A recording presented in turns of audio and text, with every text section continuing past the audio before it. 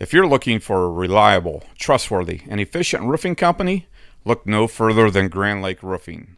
Whether you need help on a small project or a large job, we want to take the load off your shoulders by providing our specialized services to you. Give Eric and the team at Grand Lake Roofing a call. 567-890-ROOF.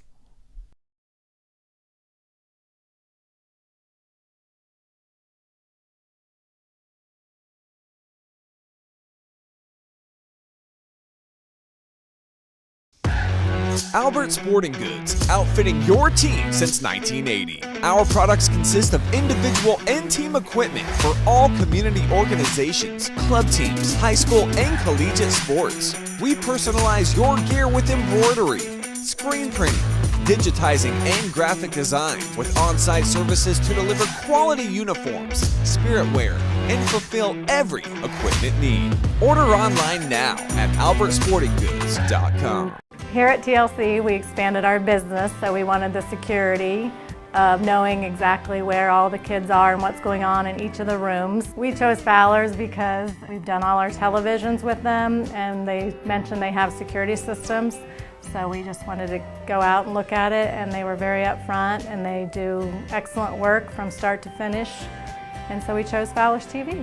It's been great for us here at TLC Learning Center, and Fowler's TV would be great for anyone.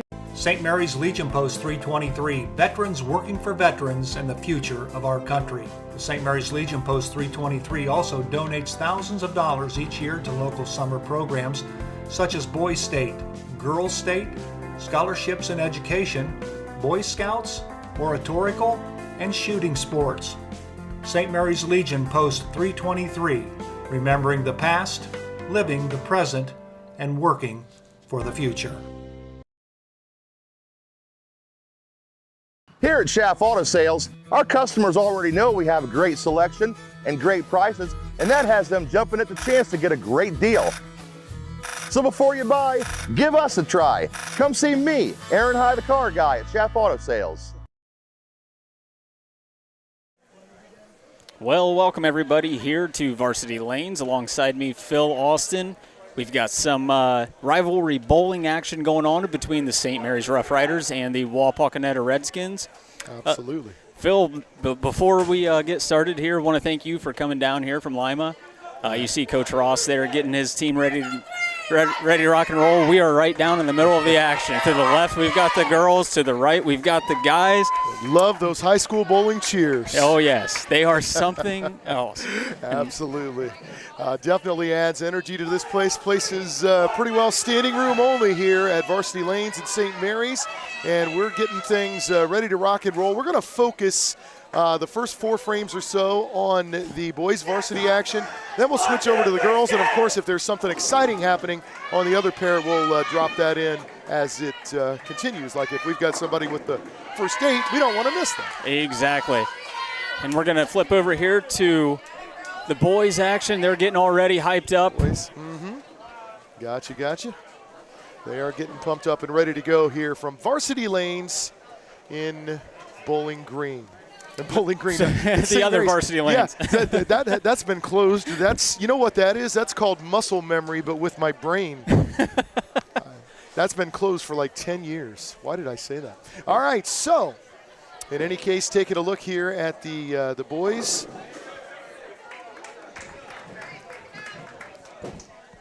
Lane condition today is going to be a 41-foot pattern. It is what was competed on last year. At the state tournament, right? Yes. Yeah, absolutely. Leading off there for Walpock Strike. Looks like that's Caleb Holzkamp. Looks like Cyrus up there left the bucket. Okay. On lane 8. One of the toughest spares to shoot at, Phil, I believe. But he tackles it no problem there. And on to Walpock. Caleb Miller coming a little high there, leaving the 3-6-10. Now here's the brother of Cyrus, Tareen. He's the righty. You got it. Right in there, about a break point of 10, right down lane, which is what this 41-foot pattern should be. That's about where they need to play it. Exactly, and I know they've been practicing on this all year, and Coach Dan Meyer came over to tell us what the WBL did this year with that. All right, Caleb picking that spare up. Sometimes those spares can be really tricky when you're hooking at them across these patterns like this, where you'll hit a little OB and it doesn't quite hook and you end up chopping it. So it's a good effort. Will Ross. A little extra friction here at Varsity Lanes. It looked like that one got saved. Mm-hmm. I mean, hitting here, the wood is definitely going to pick up on a lot of these reactive resin bowling balls. Solid 9 for Will. And on lane 7, that is a strike for Tyler.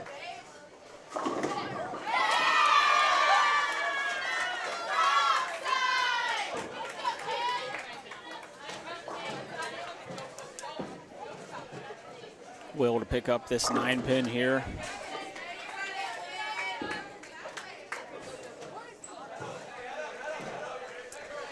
That is something that if you're used to bowling on a house pattern, and 10 in the pit here for Riley for Wapak. But yeah, like you were saying on the house pattern. Yeah, house pattern, that ball would fade right a little bit because there's a little more oil in the middle, a little less here on these challenge level shots. All right, that's a pretty good shot there. It's definitely something to work off of with that one. Mm-hmm. And here's Eli for Wapakoneta with, a 7-10. A lot of people attribute that to bad luck, but it's actually just a little less ball angle that you have going through the pins. You got to find a way to get just a little more angle to get those pins out. And as Phil's saying that, yeah, you kind of see that ball deflect a little more. Mm-hmm. It got burned up a little bit early there. Nice spare by Mr. Fetters there, Braden. Oh, almost Eli grabbed bounced that 10 pin over towards the 7, just about clipped it. We would have sent that to the top 10s for sure. Yeah, no question. No. All right, Caden Ballwig up here on lane 8.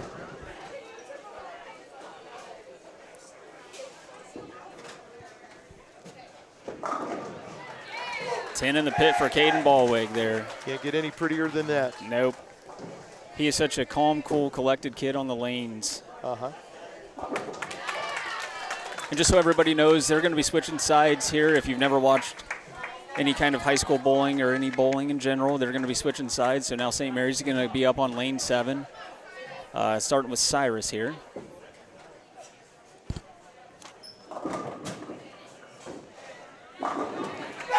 Ten in the pit there for him. And Caleb's going to be up on lane 8 for Wapak. Kind of got it inside a little bit there. Got it in, and again, not a house pattern, doesn't fade right, just kind of goes right through the heart there. Leaves the 4-6-7.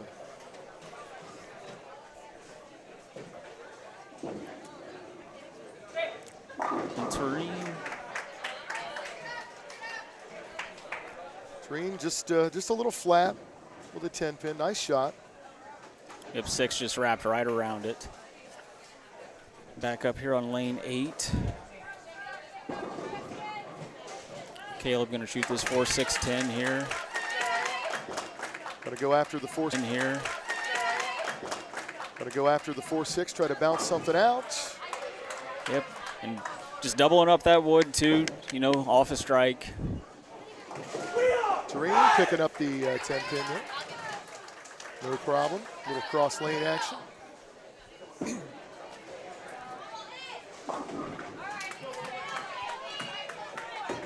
See if Caleb Miller can throw one here. Caleb, that is a Brooklyn with a late 9-pin. Those are the ones I like to smack out right in my opponent's face. Absolutely.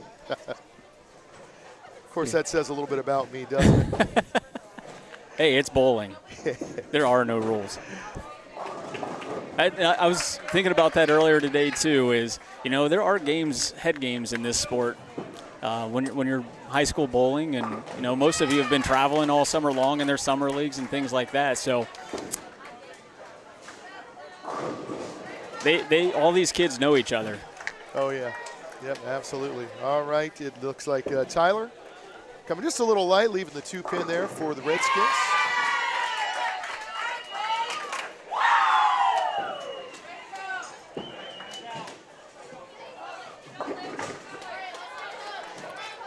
See if Will here can cover this 3-6-10. And unfortunately, that did exactly what I was talking about a little while ago. Caught a little oil, slid right. Don't have that hook that you would have on like a house condition, and it just kind of laid out there. Chopped the 6-10 off. Ooh. And flag the 2-pin there. I think these guys are so excited to be bowling against each other. It's all I've heard for the last week that once we decided here. So nerves get calmed down here a little bit, and like Phil said earlier, it is a packed house. Beef says give me 10. Nice little swishy there.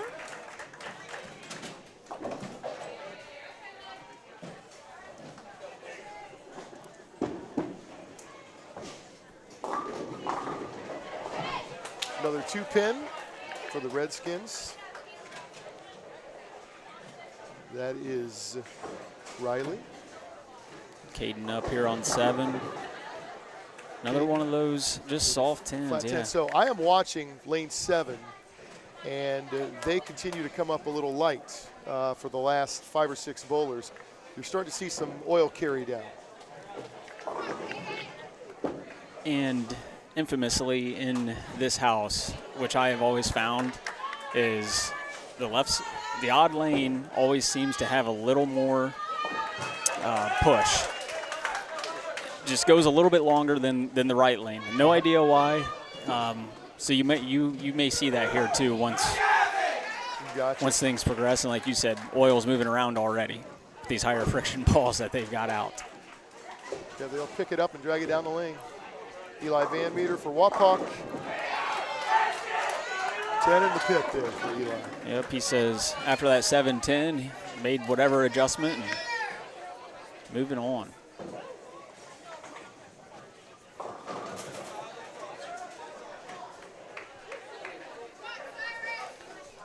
right, Cyrus up here on lane 8 for St. Mary's.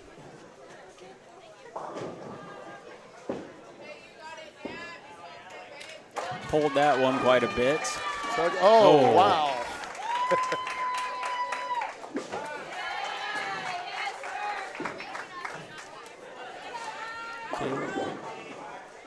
Holzenkamp here. 2-pin on 7.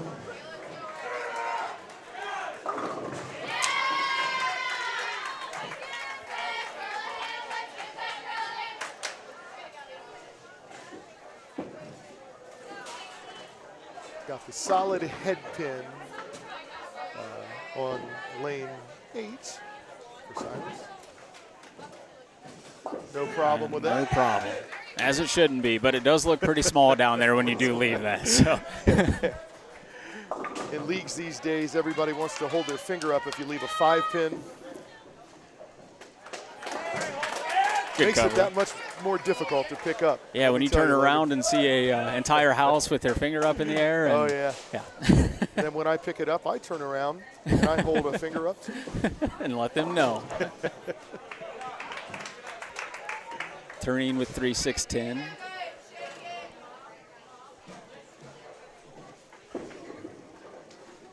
Caleb Miller here says, give me 10. Get a shaker there for Caleb.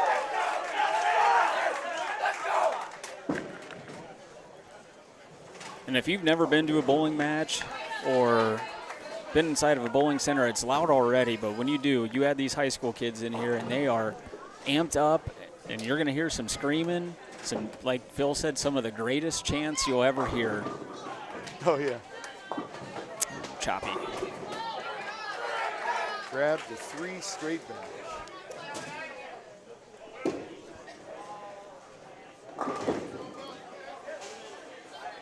Looks like the 1-2 left there for Wapaks. Yeah, it's Tyler Ferris. Tyler.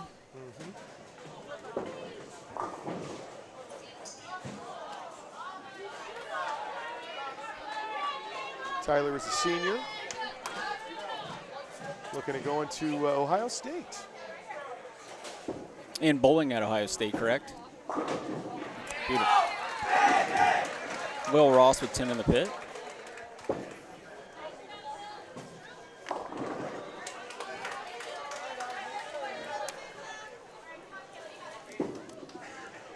Tyler here.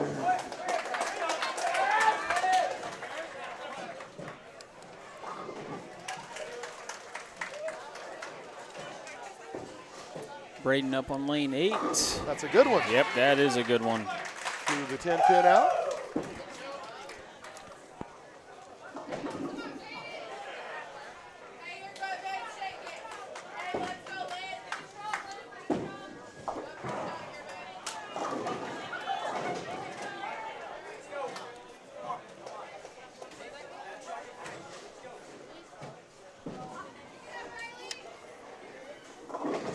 Getting some Ross mixed around here. Caden up on lane 8 here for St. Mary's. Looks good off his hand, but just hit that friction. Grabbed a little early. That'll involve a little bit of an adjustment, either maybe moving left, still trying to get to the same break point, or maybe a little more speed. A little more ball speed.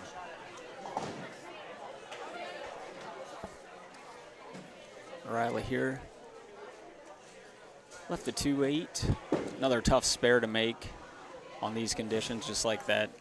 Just grabbed some friction and hooked right past him.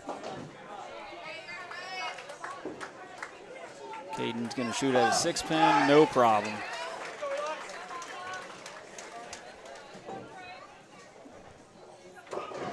And now for Eli up here on lane 7. Looks like he just missed that at the bottom, Phil. Yeah, just didn't quite make the turn. It's a difficult spare. Now, couple ways to shoot that. Yeah, I was just going to ask, when you shoot this, are you trying to bounce to the off the right side? Or? I was always taught to make the ball hit as many pins as possible, so I'm always trying to clip the 1 pin on the left, and that's what he's doing. Oh, my goodness. Oh, that was close. I don't know that he could have done much different there. Yeah, just weird. One of the pins just came up and hit the top of the others and somehow wrapped around that. Great effort at it. All right, so we're moving into the 4th frame of the boys, and we're going to switch to the girls and take a look at them for a little while. Starting off here, Cyrus. Oh. You cannot throw the ball any better than that. That's what they call the only true tap where there's not some kind of an angle adjustment you can make. Yeah, that was a great shot by Cyrus.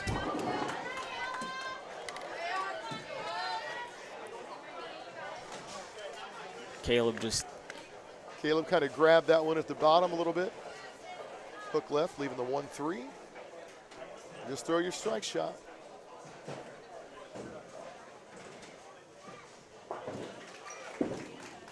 Cyrus to grab this one, yep. No problem there. See a lot of the guys in the PBA shooting single pins like that with like a bullet, like just dead straight at it, because when you do it that way, no lane condition can affect how the ball rolls. Absolutely, and just straight and hard as can be, and they're so accurate out there. Oh yeah, it's scary how good they are. All right.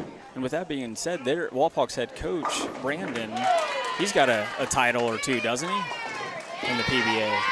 I believe Brandon has a runner-up. A runner-up. His brother Anthony does have a title.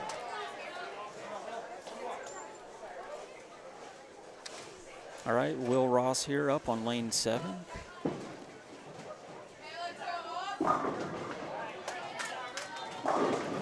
Much better shot by Will here. Yeah, very nice shot. Just got to get just a little more angle coming into the pins. You know, could be a speed change or even an equipment change to knock that 10 pin out. And on lane 8, we saw that there again. Just a ball not quite making the turn.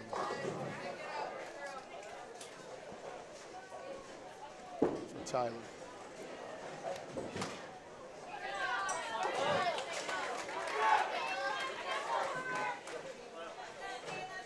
Will says, stare down this 10-pin, get him on the, just missed.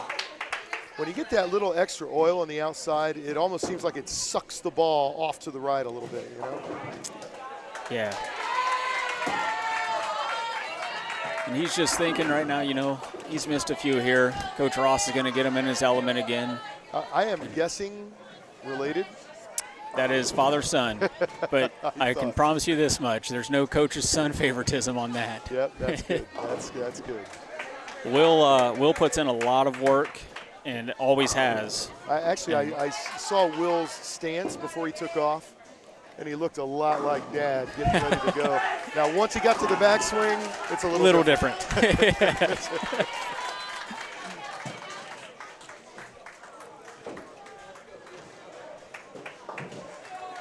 All right, trying to go for the bucket here.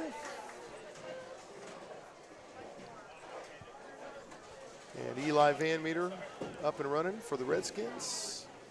Oh. A little flat 10. Still seeing some carry down. And I want to go back to the house shot. I mean, these spares are just so different when you're on a different pattern than what you're practicing on all the time, and especially us league bowlers or washed-up hacks, as I call myself. What does that mean? I had a run for a little while, and then that's it. I'm at just a minimal jog. Maybe just a breathing heavy walk. And Caden. Caden with 10 in the pit there. Well, I'll tell you what we'll do here. We'll take a quick commercial break, and then we'll jump over to the girls, and we'll be right back with the girls' action.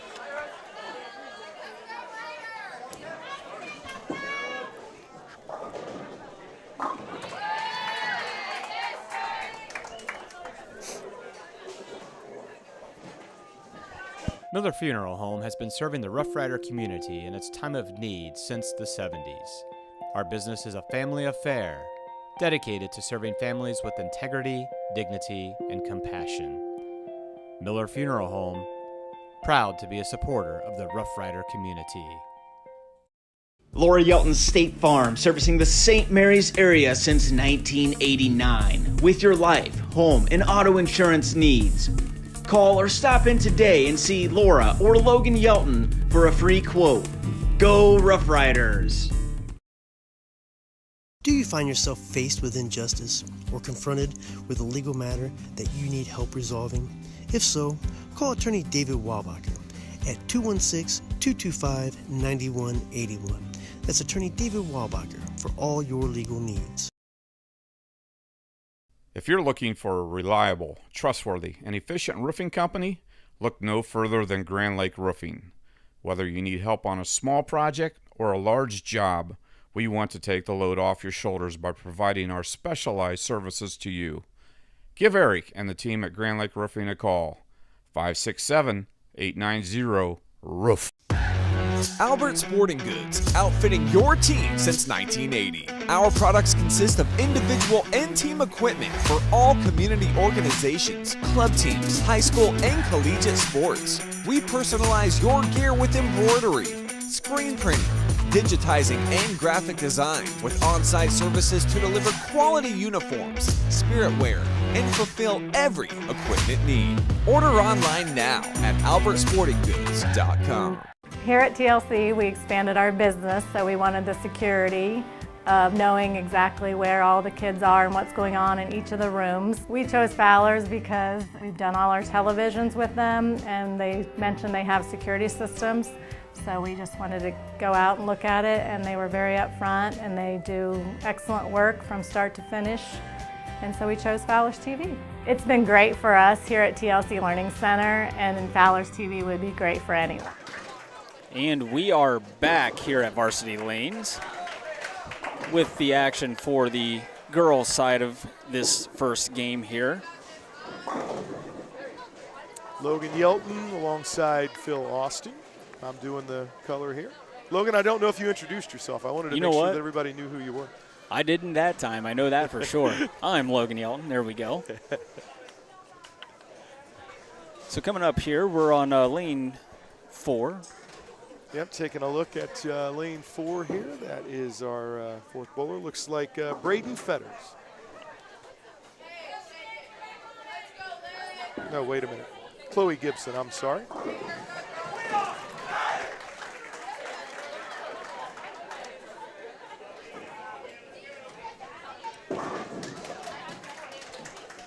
And Lydia up here on lane 4 for Wapak.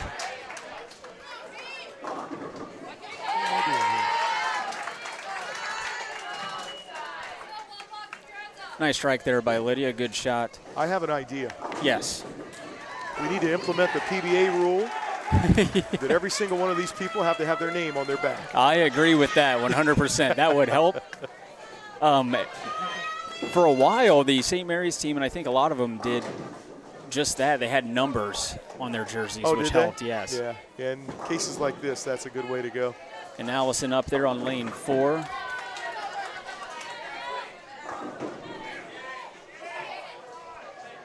Allison, a senior. Looks like a little undecided action here for the collegiate side. Looking at ONU or Wright State.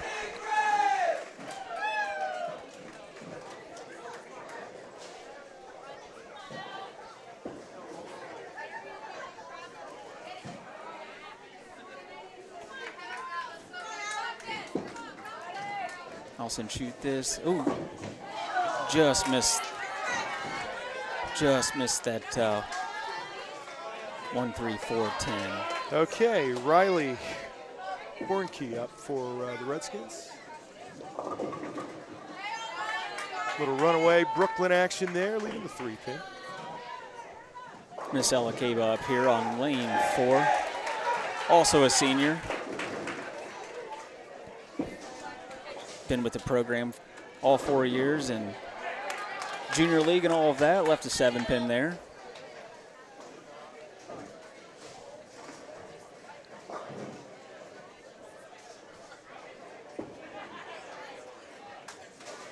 Riley with no problem on that 3-pin. Ella's coming up here to shoot this 7-pin. I'm just watching, you know, we went from the boys over to the girls here. We're seeing a much different look from where they're starting in the pattern. You know, the boys are a little more left and opening it up a little more. Yeah, absolutely. Sophia Rupert Heck up for the Redskins. Leaving the 1-3-6. Miss Kaylee Kaywood up here on lane 4. Good shot off her hand so far. Really good. Just a little flat, I guess. Sophomore here for the Rough Riders.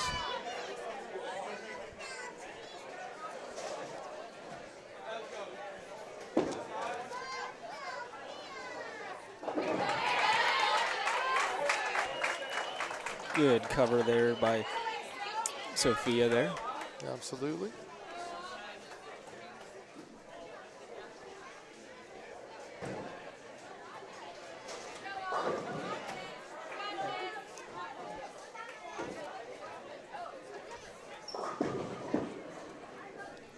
And Kaylee looks at that pin and shoots it straight down. No problem. Auburn Snare up for the Wapak girls.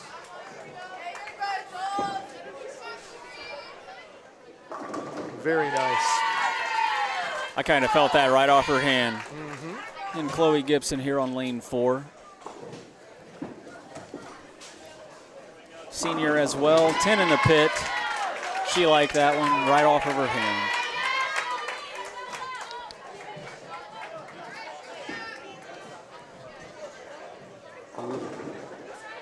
Lydia with a portion of the bucket standing there.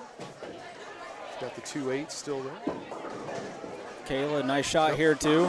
Oh, little flat there. Also a senior for St. Mary's.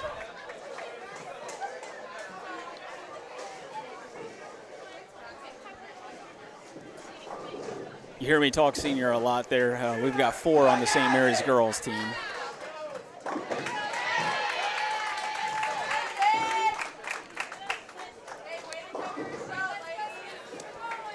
Kayla here to shoot her 10 pin.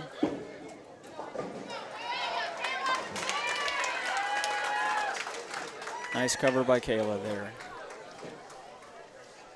Well-coached organizations here. The girls coaches for St. Mary's, Jay Gibson and Carl Danmeyer. And the girls coaches for the girls, Steve Rosterford. Steve's been doing this a couple of years. Yes. Gosh, I remember him when I was in high school. Absolutely. Bowling too. Absolutely. Natalie Hefner with Brooklyn. Allison Speckman steps up. 10 in the pit for her as well.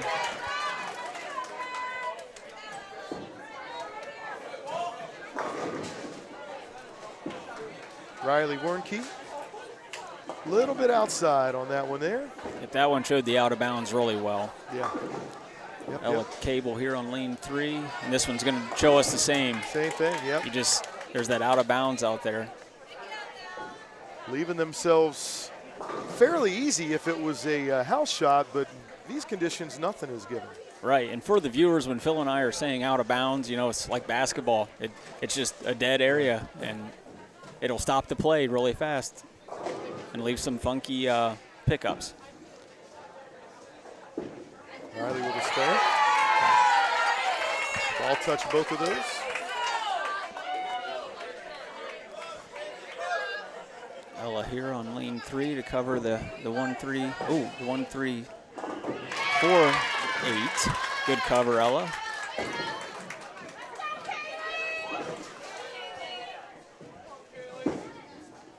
Sophia with a little shaker there and just a light 7.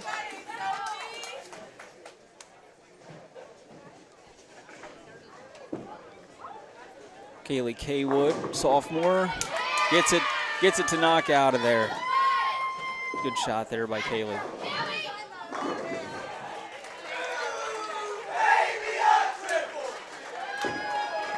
Sophia Rupert Heck going for that 7 pin. Trying to get it a hook across lane and kind of got stuck in there. Chloe Gibson here up on lane 3. Another good one off her hand, maybe a little pulled. That last name sounds familiar. Is there a reason? That's a father-daughter duo. Okay. Gotcha. So Jay and Chloe. See Dad giving her some coaching there. As we head on down the line, Auburn Schneer for the 4 pin.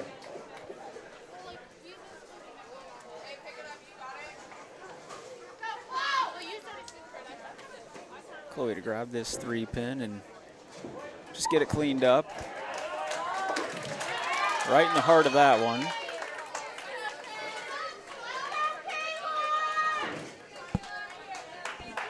Auburn going after that 4 pin. And yeah, a little bit harder and straighter up the left side there. Kayla Holman here. Senior. Almost the fast 8. Got the 7 to knock out of there. All right. And Lydia Manger up right now, where the Brooklyn leaves a 10 pin. It's amazing. I'm reading Kayla's bio here, and it says only 5 years of bowling. And she has put up some scores. Oh, yeah? And been a definite leader for the St. Mary's girls team in the last 4 years. Very cool. Really work on her game.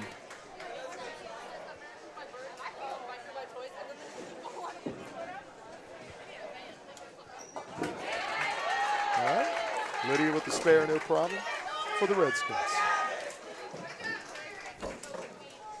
And we're early in the season here too, as far as matches go. Wapak's only bowled 1 WBL match. We've bowled 2 St. Mary's.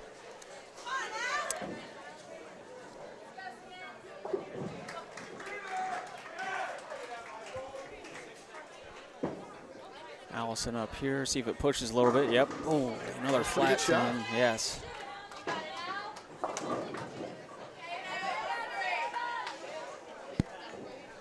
All right. And then to run down today's format, have we talked about that yet, Phil? We're 2 games, 2 regular games as we call them, and then 5 Bakers. Yeah, so they're going to be bowling as a team, with each individual bowling an entire game for the first 2 games, and then we'll go into a Baker format as Natalie picks up the 136. Baker format is very simple. The first bowler bowls the first and the 6th frame, second bowler bowls the 2nd and the 7th frame, and so on, but it only counts for 1 game. There will be 5 in that format at the end of our competition today. Ella just finding that out of bounds again. Real nice shot right there. And I see Coach Dan Meyer here in Ella's ear. Just letting her know, just can't miss right. There's just too much out of bounds. Yeah. It's one of those things where you're best to get a ball that doesn't hook as much and move right and kind of square up, instead of trying to stand left and throw out into it, because you got to be perfect. Exactly. And get the ball in the pocket. If you can get squared up a little bit to the right, it helps. Sophia going up for Wapak. And she's just, that entire shot was just too far left. Yep. She laid it down too far left, and it hooked immediately. It wouldn't have mattered what pattern was out there on that. Right. That is a really good shot there.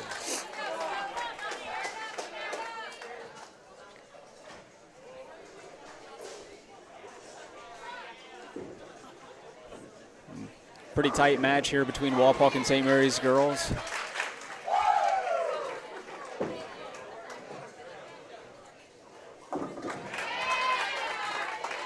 And there we go, Sophia with the spare. Kayla to pick up this 8-pin here. No problem for her. She even turned around before it hit the pin. As we sit right now, St. Mary's is up 586 to 533 on the girls' side.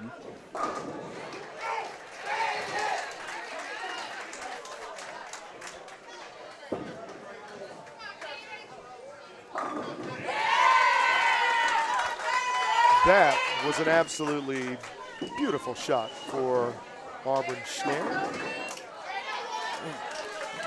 Chloe, good shot there, a little bit high. You call that a little high flush, but no strike. And Lydia Manger up for the Redskins.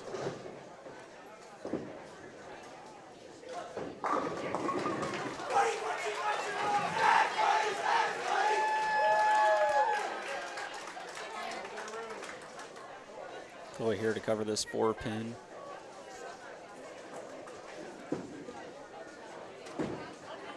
And that one caught the oil and stayed right in it. Didn't quite make it over there. Lydia shooting for the 610 cross lane. No problem. Ball takes them both. Kayla up here on lane 4. Good off her hand. Maybe a little spinny, but another tough spare here for St. Mary's.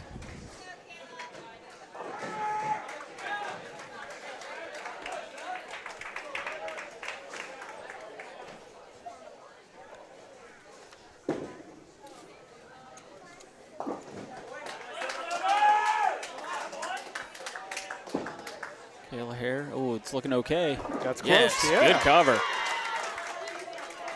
That is textbook right there, buddy. Textbook. Textbook. Couldn't have drawn it up myself.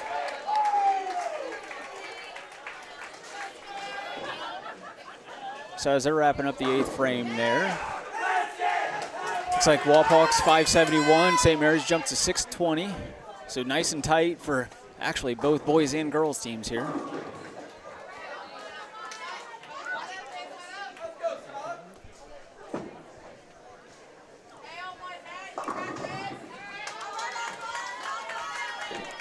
Allison leaving the 4-pin there.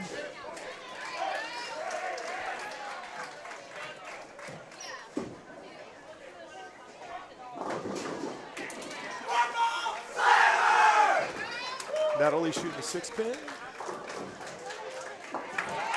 No problem from Natalie Hefner. And Allison shooting the 4-pin on 3. Is it going to hook over there? It does.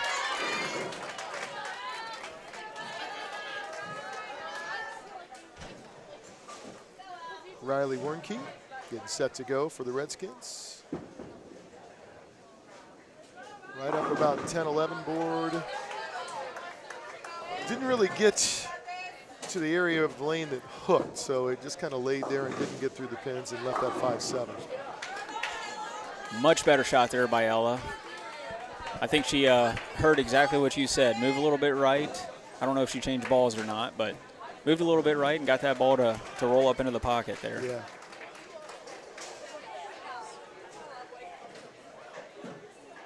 I bet you the coaches said something to her. And that is what they call a field goal. That was a field goal. You don't get any points in bowling for that, by the way. None. Ella here to cover the 10-pin. Oh. And just right off her hand.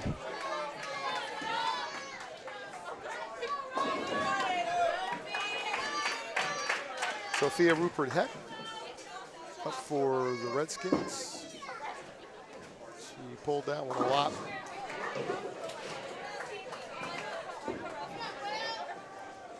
On these patterns, it is ever so important that you reach out to your break point. So if you want the ball to go down the lane and start hooking at like 7, 8, 9 board, which is kind of where they need to be here, your follow-through needs to go towards that, and her follow-through there just went straight left. Straight left, yep.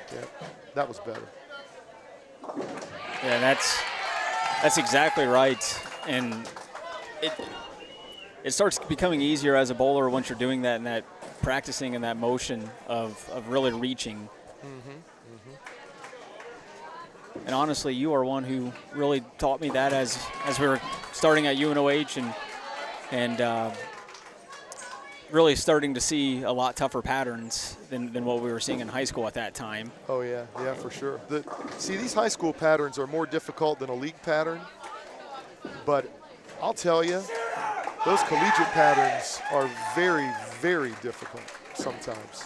Right. Where this is like a 5-to-1 ratio, which means that there's 5 times more oil in the middle of the lane than there is on the outside of the lane. Some of the ones that you bowl on in college can be like 1-to-1, which basically means that they do not help you steer your ball to make any mistake whatsoever. You are executing shots to the purest, and you're getting rewarded when you're throwing it right, and you are not getting rewarded when you're not executing. Yep. Basically, in layman's terms, the more oil out there, the less the ball hooks. So you put a lot more oil in the middle and a lot less on the outside, it kind of steers the ball to the pocket. And the less that ratio is, the less steering that goes on out there.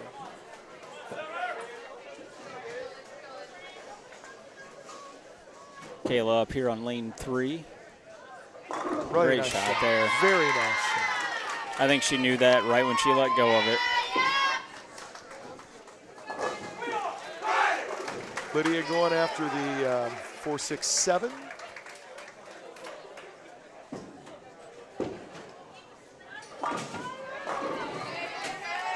Just taking all she can get there. Yep, take the 2 and 2. That's right.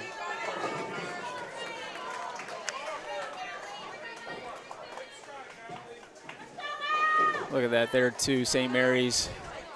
They've got 3 spares and a strike going into the 10th.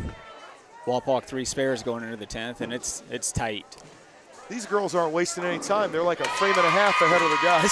Yep. We're going to stay with them to the end here, and then we'll switch over to the guys for their 10th. Got a Brooklyn there for Natalie, leaving the 5-pin. Natalie Hefner, her highest individual game, 227. She's a senior. Allison Speckman threw the first one in the 10th. Is he going to come around? Taps it a couple times. Leaves the 7.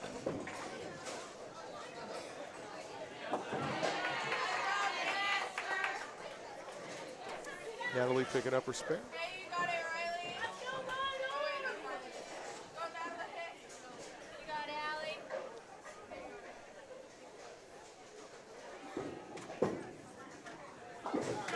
Good cover here by Allison. Right cross lane, just like the textbook says.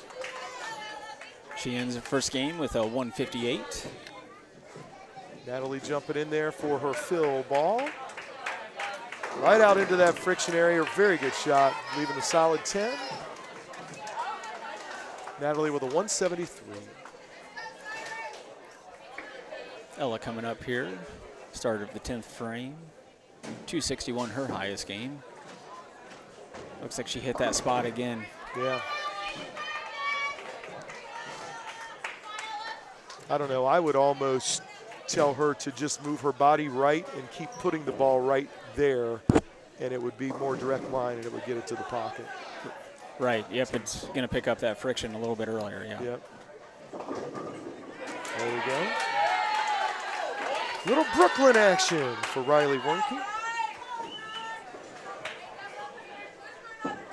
Ella here, there she got through that one really good. Got them all.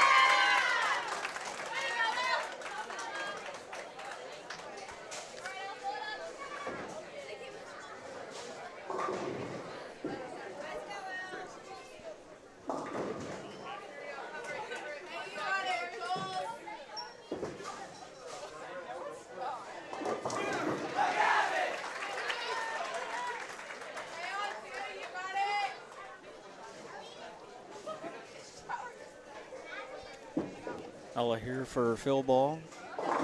There, much better. Now that one, that could work. You could repeat that. Crossed about 11 or 12 board at the arrows, but just kind of went straight to the break point of about 11 or 12 and then just hooked right in. Right, almost looked like a check mark there. Yep. Riley clipping that 3-pin on the left.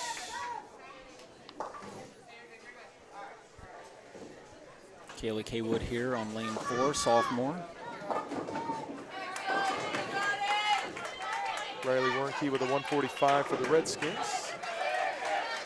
Now up, Sophia Rupert Heck.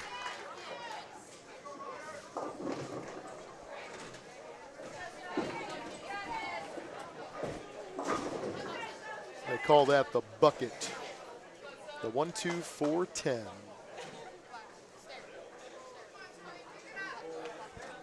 I had the camera right in front of me. I couldn't see the 10.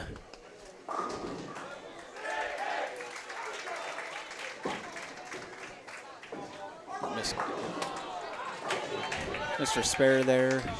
Still a good game. 182. Got to the left side of that one, just needed to hook it, just needed to start hooking about a foot earlier, and she'd have got that. On down the roster for the Redskins. Have Chloe go first there, and she gets a shaker. Shaker. Auburn Schnare up next for the Skins.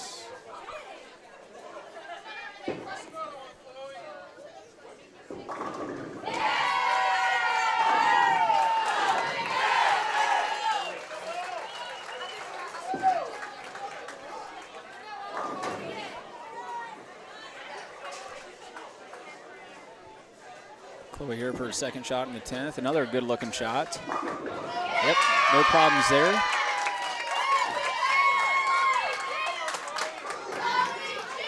And that looked a lot like Ella's last shot, too, where it is. It's hitting it down there at break point 11.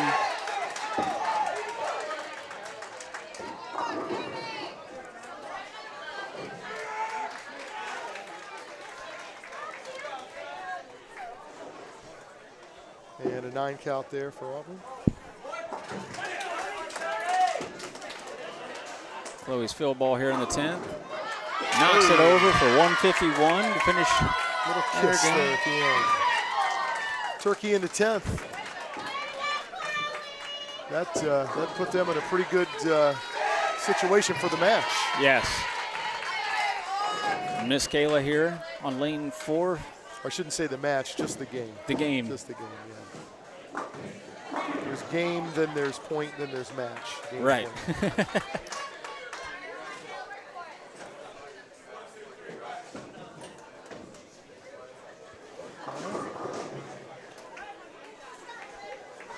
Lydia in the anchor spot for the Redskins, pulling that one a little bit, leaving the 1-3.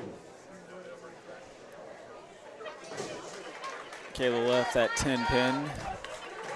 Changing balls, going to shoot straight at it.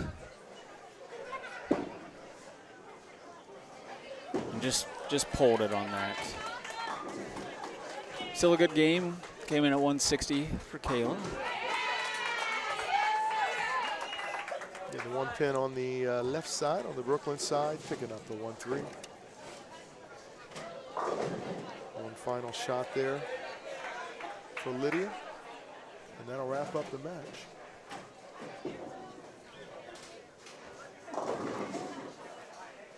St. Mary's posting an 8-13. And Lydia throws that shot there for 10 in the pit. And Wapakoneta finishing with a 771. So St. Mary's in the lead there. And we're moving back to the guys.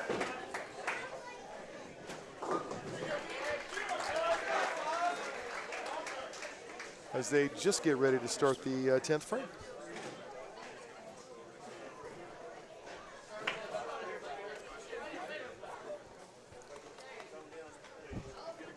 Starting off here on lane 7 here, and tight match going in here.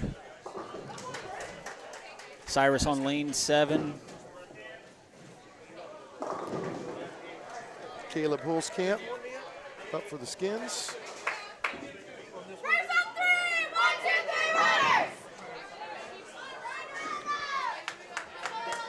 Pulled that one a lot.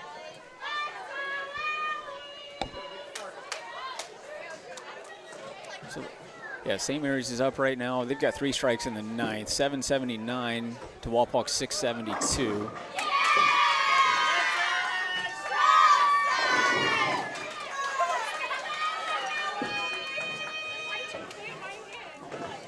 Oh, tried everything, got 2 there. Cyrus ends with a 168.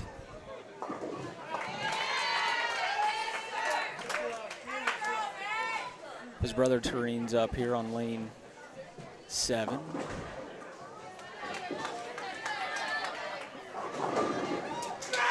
Nice shot. Good shot there.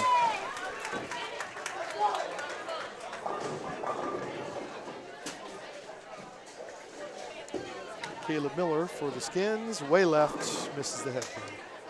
Leaves a 1-3-9.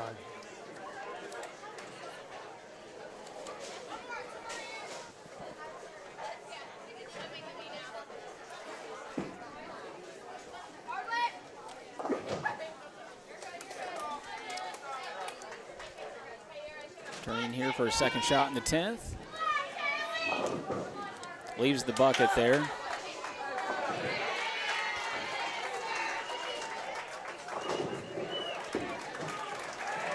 Gives that a lot more room.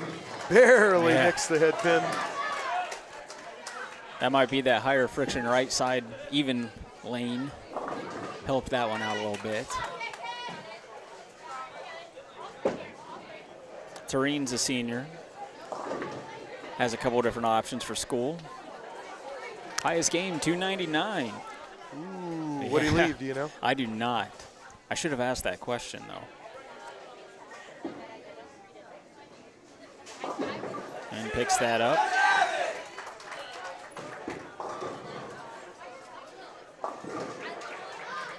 And Caleb Miller leaving the bucket. Missing the head pin there.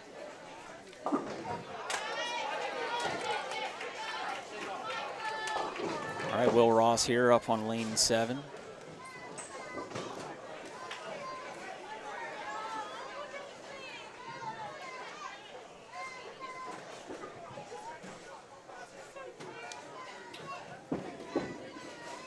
Good shot off his hand. Get out of there. Oh. 7-10 for Will.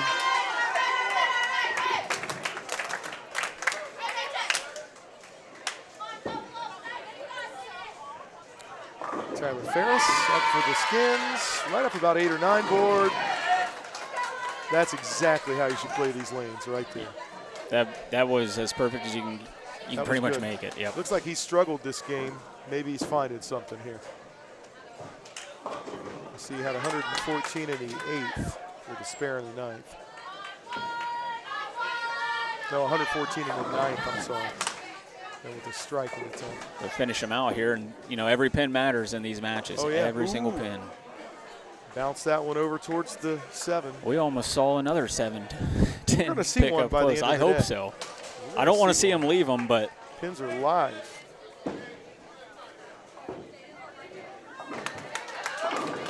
Yeah, that's a good shot. Just a little tight. Left the 4-pin there for Tyler Ferris.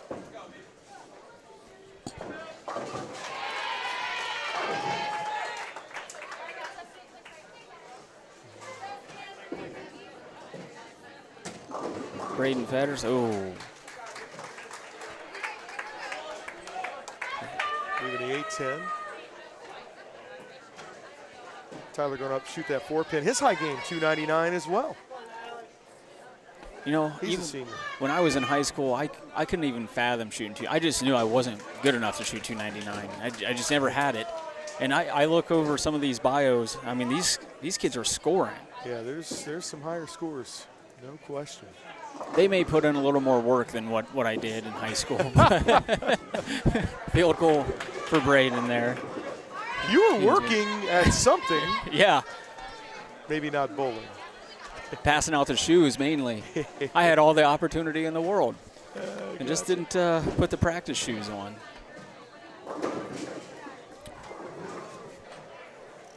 Riley Savano with a 5-10. Ball didn't quite get through the pins. Caden Ballwig up here on lane 7.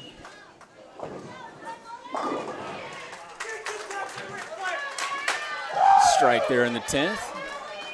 Sitting at 206. And here's one, 300 his highest game, 811 highest set. Yeah, I think we'll take that. 811, wow.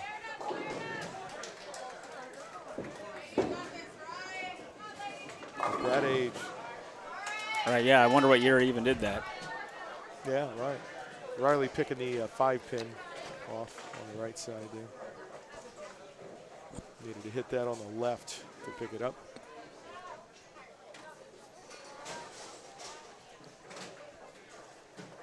Son of the proprietor of Astro Lanes, about up to bowl for Wapak. Little flat 10 there for St. Mary's. There's Eli. Yep. Didn't quite give it the room it needed there, leaving the 4-6-7.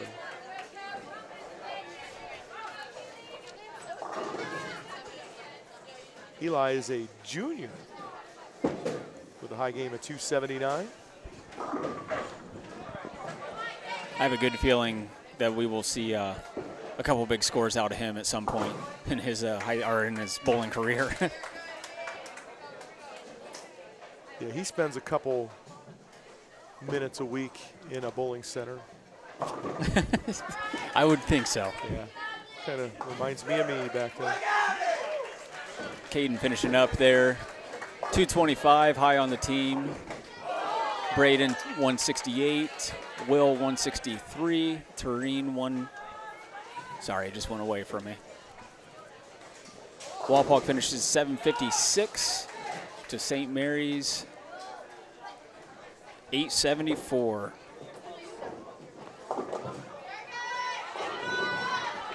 And I tell you what, we're going to take a quick commercial break here. We'll be right back with some more boys bowling action and more girls bowling action. St. Mary's Legion Post 323, veterans working for veterans and the future of our country. The St. Mary's Legion Post 323 also donates thousands of dollars each year to local summer programs such as Boys State, Girls State, scholarships and education, Boy Scouts, oratorical, and shooting sports. St. Mary's Legion Post 323, remembering the past, living the present, and working for the future. Here at Schaff Auto Sales, our customers already know we have a great selection and great prices, and that has them jumping at the chance to get a great deal.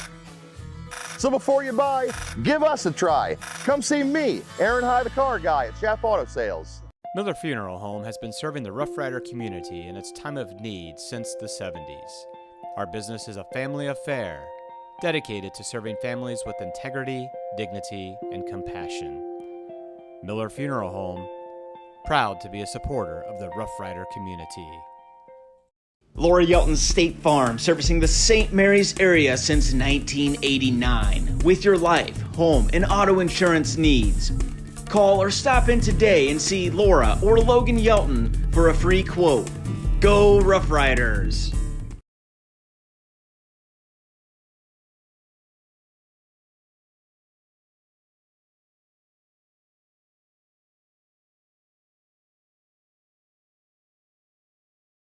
Do you find yourself faced with injustice or confronted with a legal matter that you need help resolving? If so, call attorney David Wabacher at 216-225-9181. That's attorney David Wabacher for all your legal needs. If you're looking for a reliable, trustworthy, and efficient roofing company, look no further than Grand Lake Roofing. Whether you need help on a small project or a large job, we want to take the load off your shoulders by providing our specialized services to you. Give Eric and the team at Grand Lake Roofing a call. 567-890-ROOF.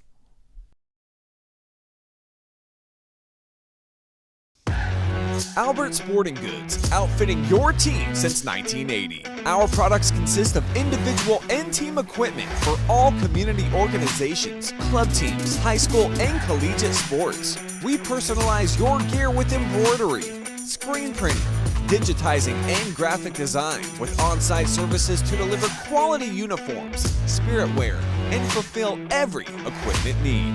Order online now at albertsportinggoods.com. And we are back here at Varsity Lanes. I'm Logan Yelton, here alongside with Phil Austin. Hi. Some Wapak St. Mary's bowling action.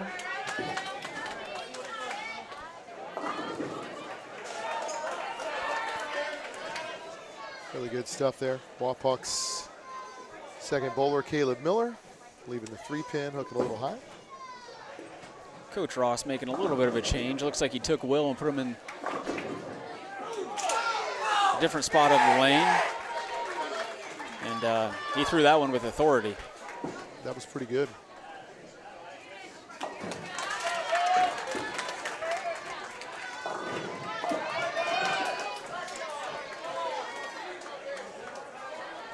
Braden Fetters up here on lane 7. Another senior for St. Mary's. Got that? Yep. Yep. Good shot there. Feed that a little left to right. That was good. Yeah, these lane conditions as they transition, especially on wood, you'll see the laydown point for these bowlers probably move further left, but yet they still want it to break at about 10 board down lane based on this being a 41-foot pattern.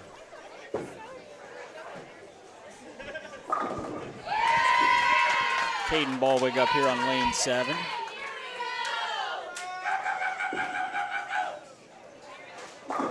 Just like that, fed it right to that break point that you're talking about down there at 10 or 11. And yep.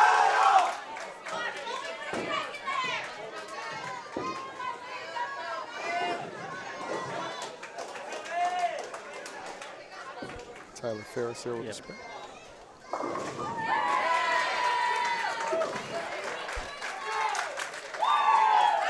St. Mary started that off. Cyrus with the strike, 9 spare, Will, Braden, and Caden all with strikes. That's a frame you like to see there. You might be seeing a little of the home field advantage start to take effect here too. Riley Saviano, little right there, little Brooklyn 4-pin. I feel like if a team bowls in a bowling center, they are way more familiar with how the lanes transition than somebody that's coming in that doesn't bowl here often. So we might be seeing that happening with St. Mary's right now as they get more and more comfortable and they kind of know what the lanes are going to do. I have a really good feeling you are 100% correct there. Wapak has some pretty good coaches there, though, to help guide them. So never count them out. You know, it's an invisible surface, but those two coaches right there, actually, well, all of the coaches. Yeah, they got some great coaches here. They can see invisible somehow, some way. Scott Ross for the Rough Riders, Brandon Kennard, Steve Rostifer for the Wapakoneta team, and then Brian Van Meter, owner of Varsity Lanes, down there helping Brandon today. And Josh Wall, he's the JV coach. They got a JV match going on down on 11 and 12. I'll get you some updated scores on those too at some point. Looks like Brian's going to rally his troops together here. Two good frames by both teams there to start this game. It's my third day in a row with Brandon Kennard. So I DJ'd a wedding that he was at on. He was actually in the wedding on Saturday. We bowled the Lima City Singles Tournament. He was beside me all day yesterday, and now here we are again today. They're going to think we're dating. And his wife will be ticked off. Yes, she will be. Speaking of Lima City Singles, did that went pretty well for you, right, from what I saw? You know what? It's the old man here. I'm sitting in 6th, and when I look at the 5 above me and about the 10 below me, they're all half my age. So even better. I'm okay with that. Yes, absolutely. Good bowling yesterday then. Thank you. Still hanging in there. It's a marathon tournament. Yes. Start out with 8 games next round. Then they cut to 32, another 8 games, and then it goes to the top 8 in its match play. And it's one of those prestige titles, too. It is. For the adult bowling community, and you want to win that. That's one, if you're a bowler, you want on your trophy case. I would highly recommend anybody that is into bowling to go try that because it's not expensive. If you want to take a chance to win some money, there's additional pots and things you can get into, but it's not expensive to just bowl the tournament and kind of see how you fare. There's 150-some men that bowl it every year. And if I know anything about bowlers, we've all got a pretty good ego, and yeah. Not I. No. But we definitely love that competition and wish you the best in continuing on that. Thank you. And back to the action here. Will Ross up on lane 8, struck his first frame. That was a more powerful shot too. He definitely stepped in and is now throwing the ball left to right out to the break point instead of like where they were way right up it a little while ago. Yeah, it's like he was almost against the wall. And those guys, again, they know the transitions in this center. It's going to be interesting to see how long it takes Coach Kennard and Coach Van Meter to see that and move their guys into that area. I believe they're going to do it here really quick. I mean, you look at Braden here. I think they made a 5-7 board move with their feet. Oh, yeah. See, easily. That's absolutely. And great shot. Just wrapped it. See, and their guys are still way outside. And that worked. And there's always multiple ways to attack a lane condition. Sometimes you can have equal results. Other times, if you take one path, it's great, and another path is terrible, so you just got to make those decisions on the fly. Right, and one thing I've learned, too, about bowling is if you're in the pocket, stay in the pocket as long as you possibly can. I mean, when you do start jumping left, you start seeing the washouts and all of that, too. So, but like you said, some home field advantage, I feel like they know that they can step in and make those changes. He kind of grabbed that one at the bottom a little bit. Didn't quite get it to the 10. All right. As we continue on here, Riley in there on the left side, and he's not going to be able to make that move in because that track isn't opening up for the lefties, and it never will because there's just not enough traffic over there. So he's going to probably have to continue to play a little further outside. Right. Caden Ballwig here on 8.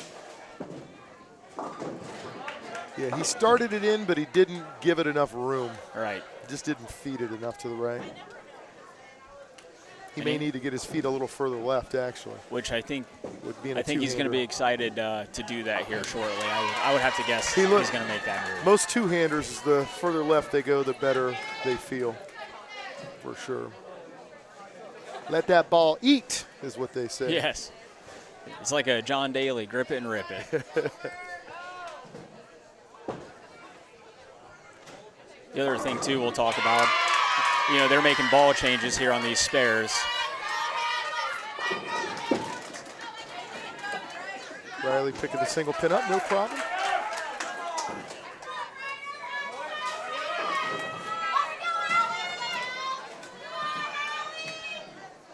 Caden shooting here at the 3-6-10.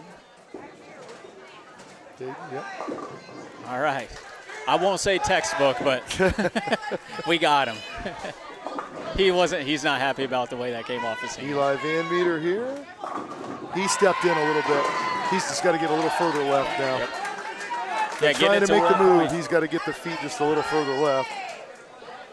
Yep. I think going back to the lefties too, I think there's only 2 lefties on the pair. So yeah, they're not going to be able to move the oil around as much as what you're going to see for the right-hand bowlers.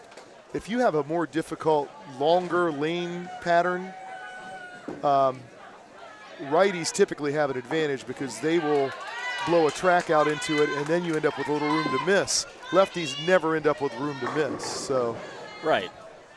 Because they're not ever going to break it down. They're never going to get that breakdown. Unless you can get 6 lefties on a team, which isn't very often. You don't see that very often. Seen it, but you don't see it. Here's the good shot. That was really close. If he just get his feet a couple more boards left, that would actually do it for Caleb. Cyrus here to shoot his 10-pin, or sorry, 7-pin. You're thinking like a right-hander again. I am thinking like a right-hander.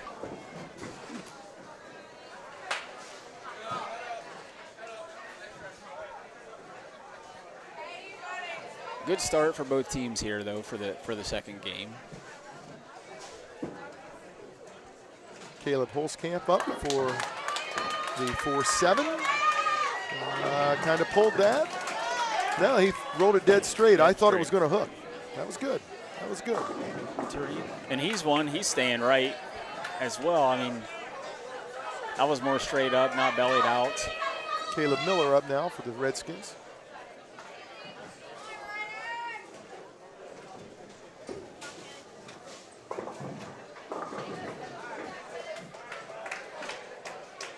So honestly, the last 2 guys, they just need to learn to open the shot up a little bit more. They're laying the ball in the right part of the lane, the 2 Wapak guys, but they just are kind of pulling it up the middle. Need to feed it right. And that's by just getting your feet a little further left, you can usually create that. Right, without having to do anything with your hand or anything like that. Yeah. Caleb up for the 3-6. And that ball just hooked. That ball hooked at about 20 feet. Yes. Out of the 60. You didn't want that ball to hook till about 45 feet. Right. Will Ross up here on lane 7.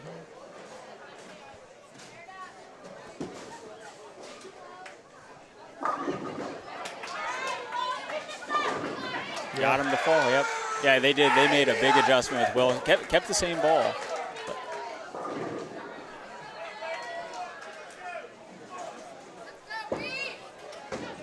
I have this urge, Logan, that I want to go up and I want to whisper some things in BK's ear and say, Brandon, tell your guys to do A, B, and C. But I probably should keep my nose out of these things. I just like to see everybody bowl good. That's Absolutely. The kind of guy that I am. I just want everybody to bowl good. And you can see that, that 2-3 board adjustment, and you know what's going to happen. And unless you're bowling against me, then I don't want you to bowl. I am going to remember that if I do ever come across you. I'm going to say, hey, remember that time? I need some advice.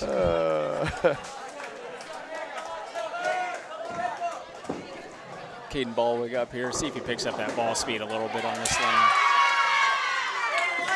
He did. Yeah. Absolutely. And to help feed it right, too. Yep, that was perfect. That was a really good shot. Good adjustment. And that's another thing with this game is it's adjusting nonstop. You're always looking. You're always making minimal moves, speed. It's being able to read your ball reaction, to be able to be throwing the ball well enough. That's a really good shot there for Riley Saviano. Throwing the ball well enough to be able to determine, okay, that ball didn't do what I wanted it to do. Here's the question. Did I throw it well? Okay, I did throw it well. Okay, then the lanes changed if it didn't do what you wanted. But if you threw the ball bad, you can't make an adjustment off of that. Right. So that's the tricky part, and that's a great shot there for Eli Van Meter, a little shaker. It's a never-ending flow chart of yes, no, no, back to yes. As they're switching lanes here, too, I want to say a huge thank you to TSC who came in here and got some extra internet speed for us so that we're able to put this broadcast on between St. Mary's and Wapak. Oh, that's awesome. Yep, so they came in, they amped it up for us, and great partners with them, and we appreciate everything they do for us at Rider Nation Station. Good for them. Saw Cyrus there throw a strike on lane 8.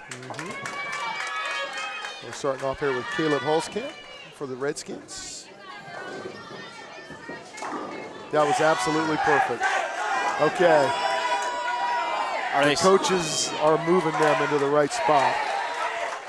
And it's fun watching the coach. I mean, both BK and Brian are sitting here just talking and feeding every idea.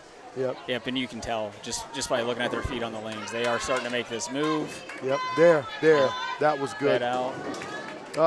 And just maybe gave it a little too much room.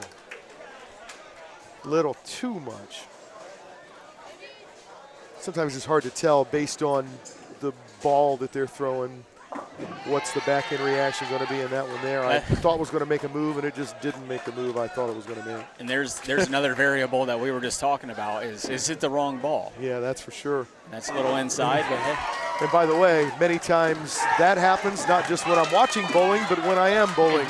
Exactly. I'm like, ooh, that ball didn't make the move I wanted it to make. And shall we get into Grandma's teeth? Yeah, get into drilling and what? Yes. So yeah, people think you're just rolling a round ball down the lane at 10 sticks. Boy, there's way more in it than that. So much more. And sometimes we just have bad days. There's a great shot. That was a really good high shot.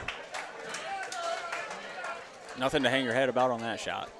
Okay, Tyler Ferris up for the Skins. Yeah, good shot there. Good shot.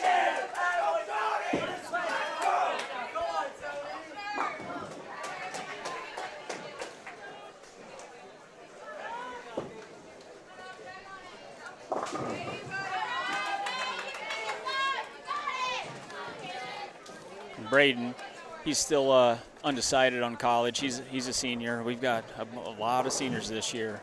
But the other thing I'm looking at, too, as I'm going through these bios is every single one of them, it seems like, has bowled junior league. Coming up, starting out as a youngster and bowling junior league with coaching behind them, parents behind them, and then getting into the high school. So as important as junior league is. Without question.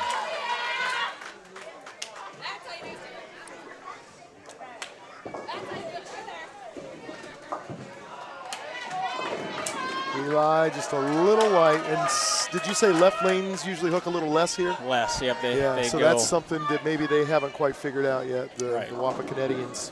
Hey, and I may be, somebody else, Coach Ross may come over here and tell me I'm completely wrong, but that's just It in looks my like head. it. It looks like it to me. That right lane looks like it's hooking more. And I'm not really sure exactly how they're playing them, but it's definitely what it looks like. And that's across the board, too, in this house, I feel like. Eli with a good shot, the 2-pin.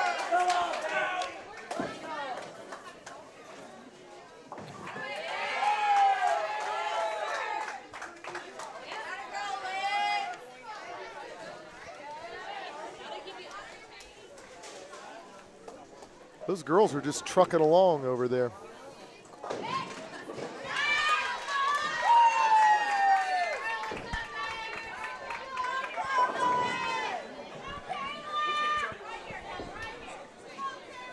Caden picking that up. We're going to take this time. We're going to take a quick commercial break, and then we'll come back. We'll pick up some of the girls' action, leaving you right now with St. Mary's or Albert Sporting Goods, outfitting your team since 1980. Our products consist of individual and team equipment for all community organizations, club teams, high school and collegiate sports. We personalize your gear with embroidery, screen printing, digitizing and graphic design with on-site services to deliver quality uniforms, spirit wear, and fulfill every equipment need. Order online now at albertsportinggoods.com. Here at TLC, we expanded our business, so we wanted the security of knowing exactly where all the kids are and what's going on in each of the rooms. We chose Fowler's because we've done all our televisions with them, and they mentioned they have security systems. So we just wanted to go out and look at it, and they were very upfront, and they do excellent work from start to finish. And so we chose Fowler's TV. It's been great for us here at TLC Learning Center, and Fowler's TV would be great for St. Mary's Legion Post 323, veterans working for veterans and the future of our country. The St. Mary's Legion Post 323 also donates thousands of dollars each year to local summer programs such as Boys State, Girls State, scholarships in education, Boy Scouts, oratorical, and shooting sports. St. Mary's Legion Post 323, remembering the past, living the present, and working for the future. Here at Schaff Auto Sales, our customers already know we have a great selection and great prices, and that has them jumping at the chance to get a great deal. So before you buy, give us a try. Come see me, Aaron High, the car guy at Schaff Auto Sales. Miller Funeral Home has been serving the Rough Rider community in its time of need since the 70s. Our business is a family affair, dedicated to serving families with integrity, dignity, and compassion. Miller Funeral Home, proud to be a supporter of the Rough Rider community.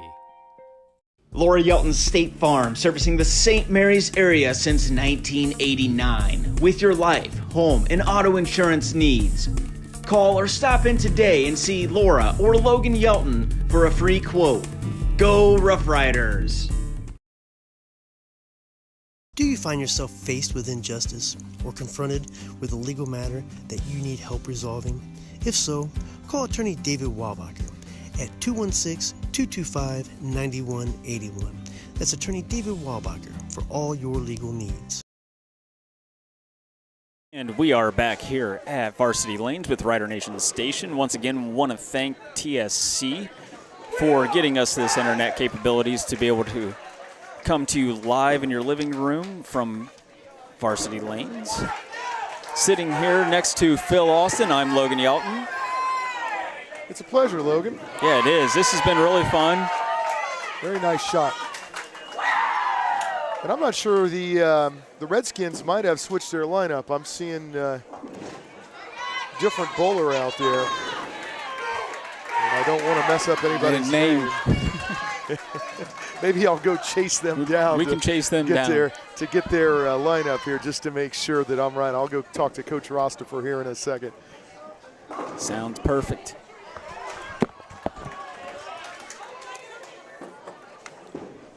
Chloe Gibson up here on lane 4. A little high, left the 4-pin there. Good shot, though.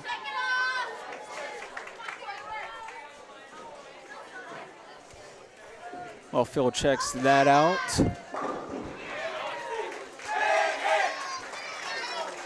It's hard right now without having any numbers or names on the back. Like Phil said earlier, it would be nice if we could instill that role into high school bowling with names or numbers or something. Chloe Gibson here shooting her 4-pin.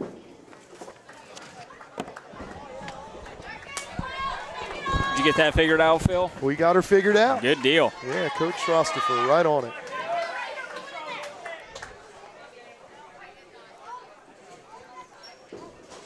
Kayla Holman up here on lane 4.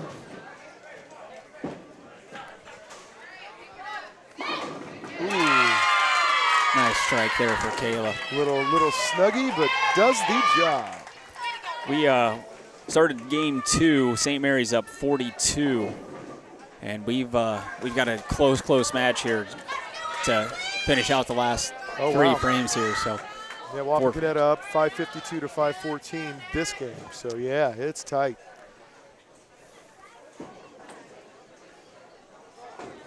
Starting the game off, Natalie. A little tuggy-wuggy a little bit. Allison Speckman looks like a good shot. That is a great shot. About 10. So Logan, are you a guy when you're leaving 10 pins? How do you adjust? What's your first adjustment? I want to see her face. I actually move right. You go right, okay. I do. So that is mine as well. I know guys that will like move back to give their ball just, you know, an extra 6 inches or an extra foot of hook. So yeah, it's very interesting. It is. And is there a right or wrong? Because I think if you go through the PBA list, you're going to have a different answer for all of them. Either way can work. Now, I've had guys tell me they move up, and I can't understand that logic because that, to me, would make the ball hook at not a good time. Right. So you end up with a mess. But there are guys that claim they do it, so I don't know. And, I mean, this game is so, right. A lot. What do I know? But this game is so mental, too, and maybe that worked for them one time, so that's what they do. Right. And I guess, you know, the reality of things, it might make them go slower and it makes the ball hook a little bit more, you know? Right. So Riley getting that 2-4-5. Miss Ella shooting the 3-6. That would have got all of them, too, if the 3-6-10 was there. Sophia now taking off for the Redskins. Right up about 10 boards, straight down the lane, and just a little flat 10-y.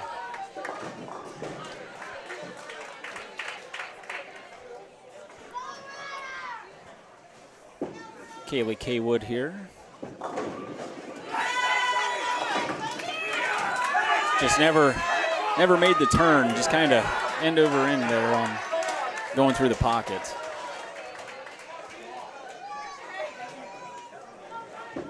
Sophia shooting that 10-pin cross lane and didn't quite get it over.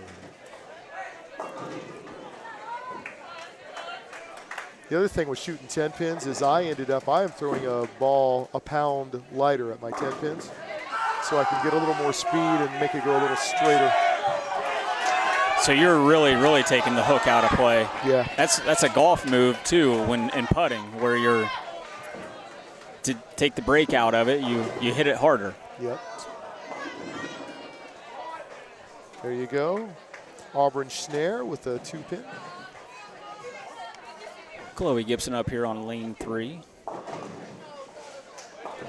I think I've been here. Has she made my pizza before here? Oh, 100%. Okay, got it. I thought she can not only just make pizza, but she could throw the bowling ball. That was perfect. I'm not going to say who makes the best pizza here. They all do good, but Chloe's on the list. There you go. Yeah, you don't want to be on her list. No. So you just stay away from that. Kayla Holman up here. 10-pin the last shot. That was great. Yep, great shot there. 2 good shots. She's got a double on the board now.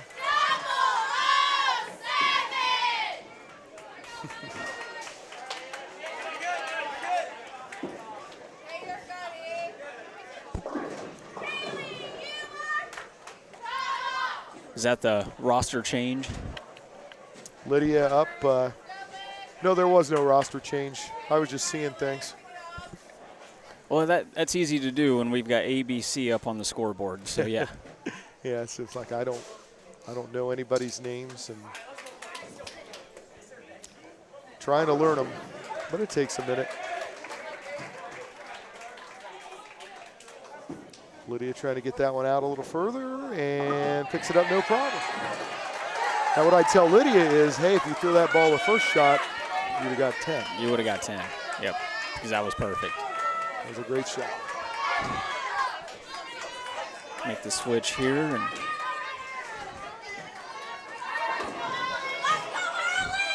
this crowd back here, you know, talking about home field advantage, St. Mary's is loud right now. Allison Speckman up here on lane 4. And Natalie Hefner throwing it for the Redskins. A little high, leaving her a 4-pin.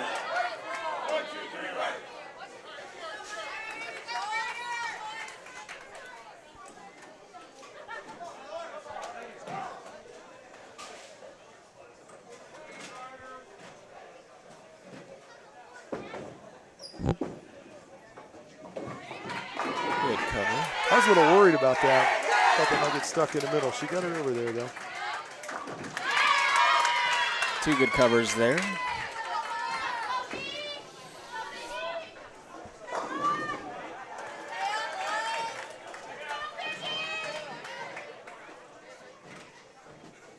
All right, Riley Warnke up. Right up about 8 board, just kind of went through flat. Leaves the 8-10. Ella Cable here on lane 4.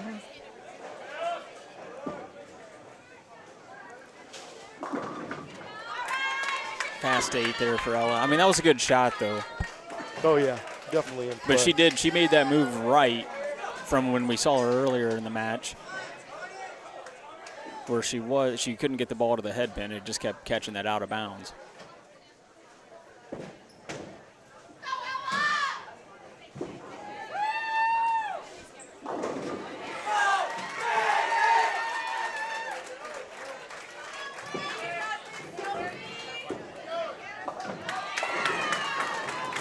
Ella covers that with ease.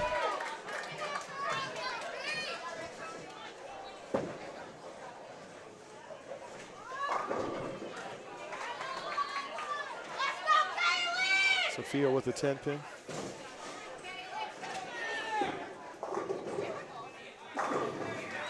Kaylee. That's a good shot. Yep. Nice little shaker there. And it is getting loud in here. Yeah, this is a very close match right now. Wapak sitting at 690, St. Mary's at 636. We've got some strikes coming to us. Yeah, you've got a couple doubles possible here.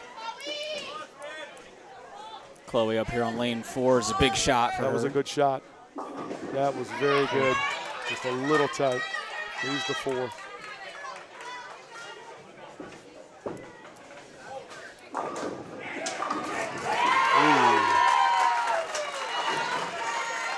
That was picture perfect there for Auburn. Yeah, and, you know, this foundation frame here, so important. So, I mean, this spare for Chloe is going to be very important with Wapak coming in here. She had, 206 in the 9th right now with a strike. Lydia threw that one just a little outside for Wapak.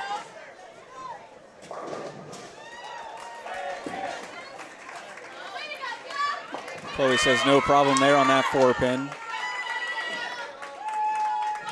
It's always hard staring at that. She just missed one on lane 4 the last shot, so she took a little extra time there to make sure she really liked the way she was standing. And how many times have you gone up and missed a pin on one side, one frame, and you leave it the next frame, and then you miss it on the other side? Too many to count. Yeah, exactly. All right, Lydia with the spare. Kayla up here on 4. That's a good shot. Ah. Just wrapped it. Just a little bit flat there. It's hard to make an adjustment, especially you're in the pocket that well. You're hoping just to get that 6-pin to bounce out or hit it.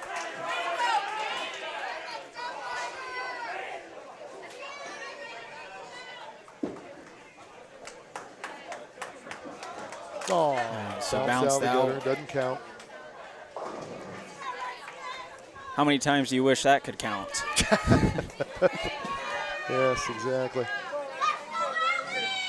So is there any social media buzz out there dogging me out for messing people's names up early on? You know, let's check that. Darn, we should have done some trivia. I think I'm better now. I was kind of stupid earlier as Natalie goes 10 in the pit for Wapak. Starting the 10th frame here for Rough Riders. And if you can't hear through our headsets, it is loud in here. Allison tending the pitch. She says, anything you can do, I can do better.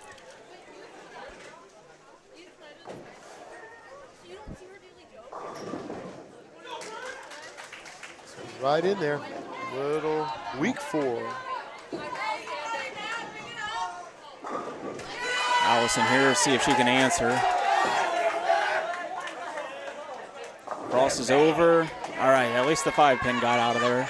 Natalie's going to shoot either 197 or 198 here, depending on if she picks this spare up for Wapak.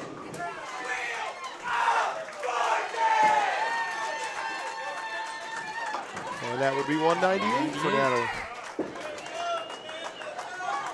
And that is going to make her the 2nd place bowler on that team. As I look down to the 4 spot, Auburn is already over 200 for the game. And some pins coming, yeah. Allison finishes up with 170. And her season average so far is 193. Only had a few matches, like I said earlier, so far, but. All right, another 5-7 there for Riley. Did she leave that last frame also? I think so. I was thinking she's same. left it. Yeah, wow. Ella's ball just came up a little high there. 6'10". You see a lot of those.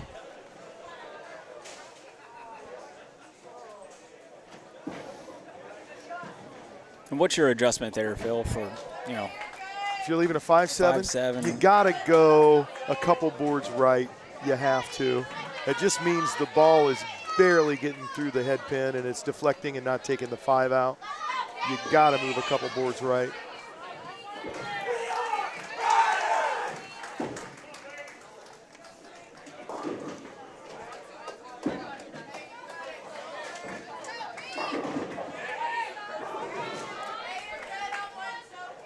And a 9-pin there.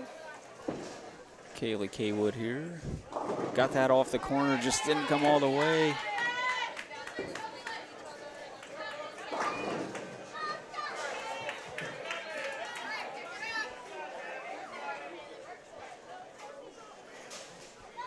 Coach Gibson there talking with her about that shot. Sophie with a nice spare for the Redskins.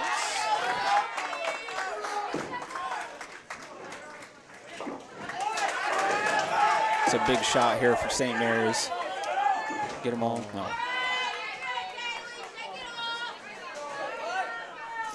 It's amazing, 10 frames of bowling, and I feel like the last 2 frames are just so important. Yeah, when it's this tight of a match, absolutely. That's a pretty good shot right there. Well, just a little light. Maybe the bucket plus the 7. No, not quite the bucket. 2, 4, 5, 7. Chloe here, that's looking good. Got them all there. Nice. Yep.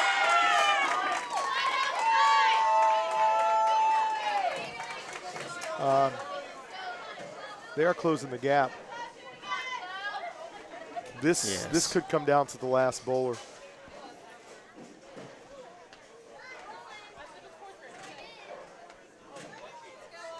Chloe striking. I will first say. and the 10th here. On the Wapakoneta side, Auburn has been bowling really good. And you see too, she is a little more left as she she's can really kind of playing get it like the the guys yep. do. Yeah, that was perfect. She absolutely made the move that we were talking about, the move the guys made a little while ago, and she is absolutely lined up.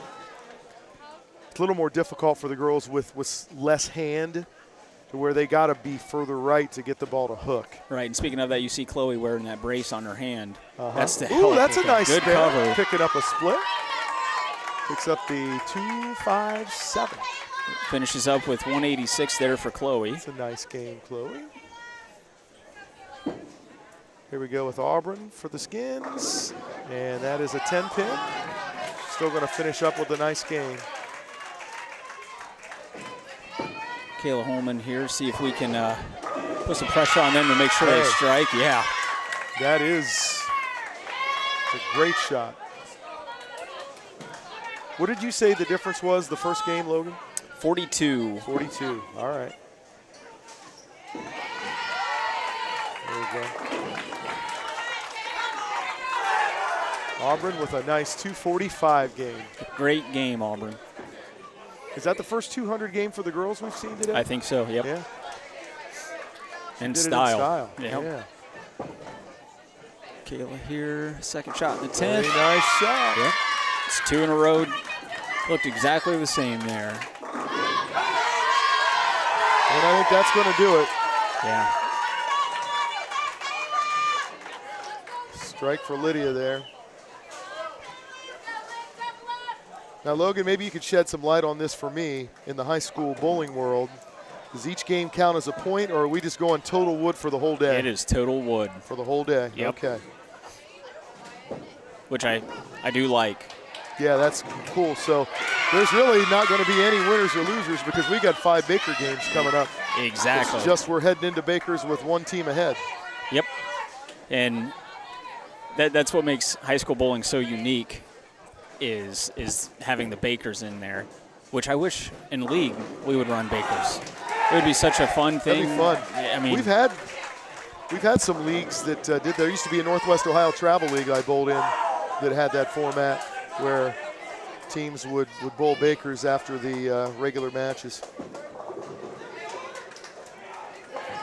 And just as a bowler, Bakers are fun. Yeah, I enjoy them. And honestly, I like exposing young men and women at this age to the Baker system because there can be no individualism at that point. Nobody's going to be touting or bragging about them having a higher game than their teammate or anything else. It's all about the team. It is all and about the team. I like that. Yeah, and you'll see, I mean, if there is a missed spare, that whole team's behind that person, making sure that they're ready for that next frame. Yes. And that person who is throwing that shot is amped up, and they don't want to let their team down at all. No question. No question. And we're going to jump back over here to the boys' side. That girls' second game, Wapak 851, St. Mary's 805. So we are about dead even. Yeah. To going in the Bakers there. Wow.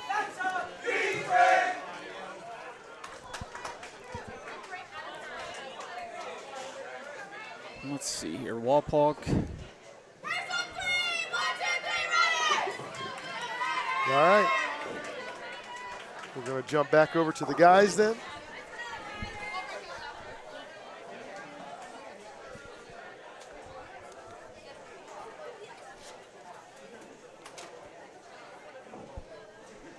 Wapak's finishing up their 9th frame on lane 8 right now. St. Mary's is, or no, yeah. Sorry, Wapak is finishing up their 9th frame. Yep.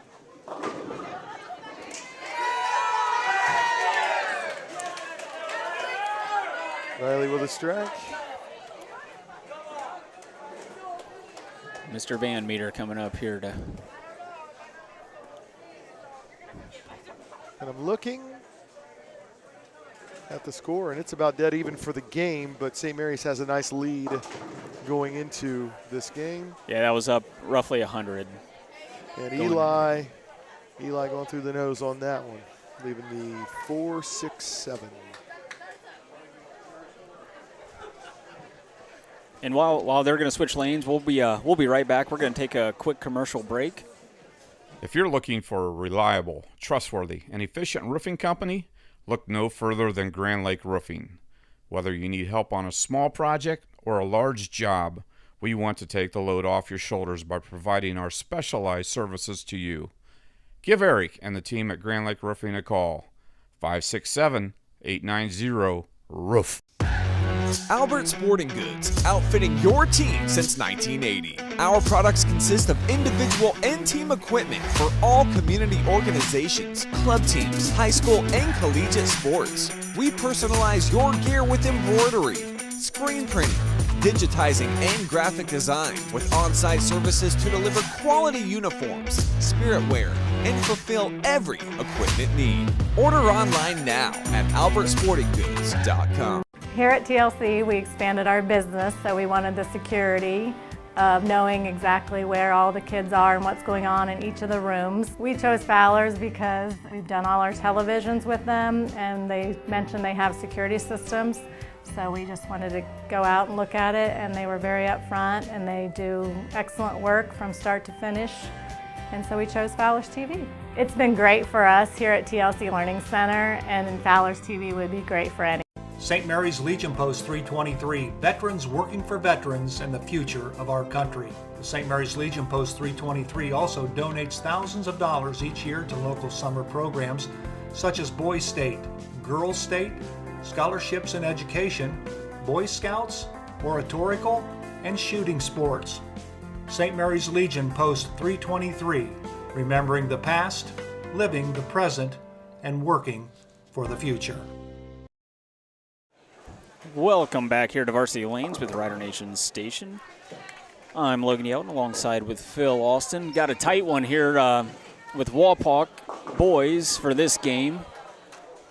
Right now 8:35 for St. Mary's, 8:45 for Wapak. But St. Mary's is up about right at 100 pins from the first match. Caleb shooting at that 4-pin for Wapak, picking it up for a nice 191 game.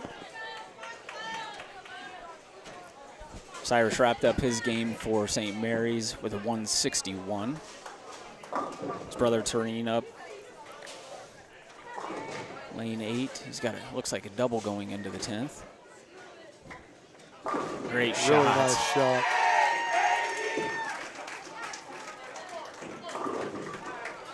If we set up replay today, that would have been a great one to see that ball go through the pins. Oh, yeah.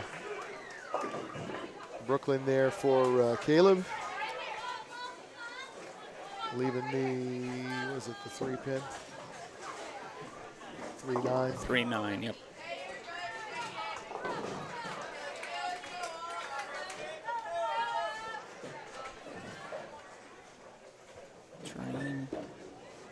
Trying to make it 5 in a row. Really Gets good. it out of there.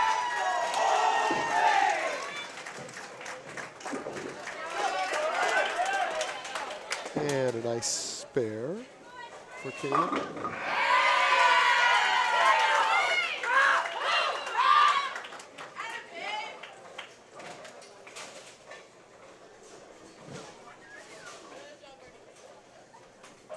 Good angle there by Dave Wallenbacher.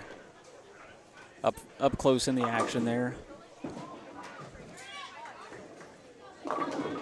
He threw 3 absolutely fantastic shots. I mean, perfect. Ends with 254.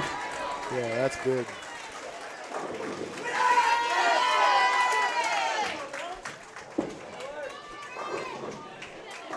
Caleb with the strike there to finish with 181.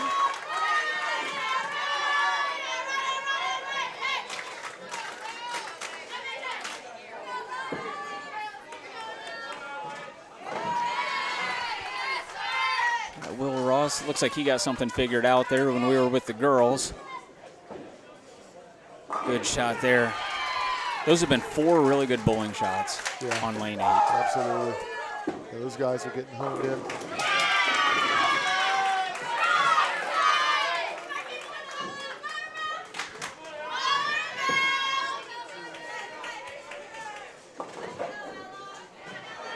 Wapak, do you see that? Have they been bumping left still, or are they kind of?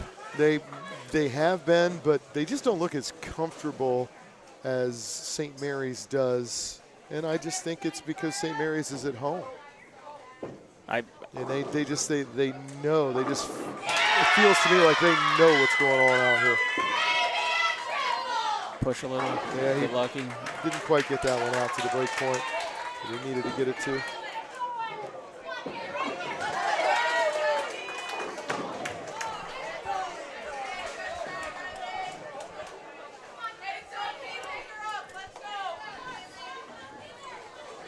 And that's the big thing too, you know, leaving yourself makeable spares. So that just tells me Will does have miss room on the bad misses too.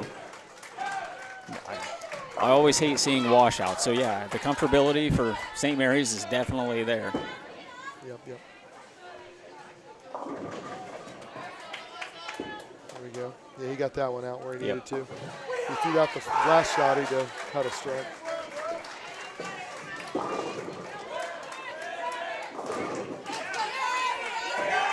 Shaker there. Will Ross finished up that game, 224.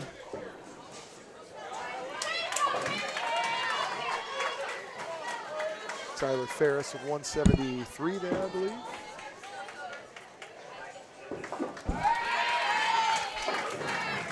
Ooh. Just inside a little bit, maybe a little bit of gravity too.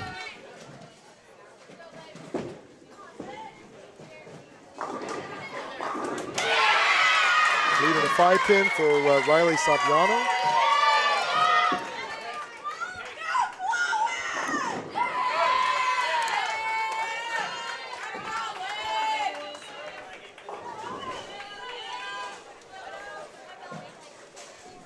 Very makeable here for Braden.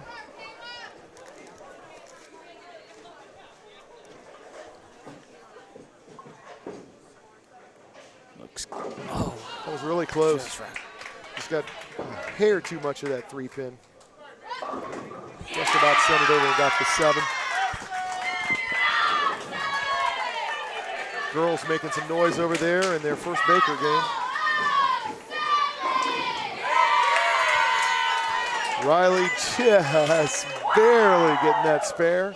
Throws the next strike for 226 for the Skins. Very nice shot there. Hooked just a little early. I think he got a little slow on that one. Yeah, I think in the shots that we've watched him not throw good shots, I feel like the ball speed just hasn't been there. Yeah. And, you know, with that power from a two-handed release, you need that ball speed to get it down the lane.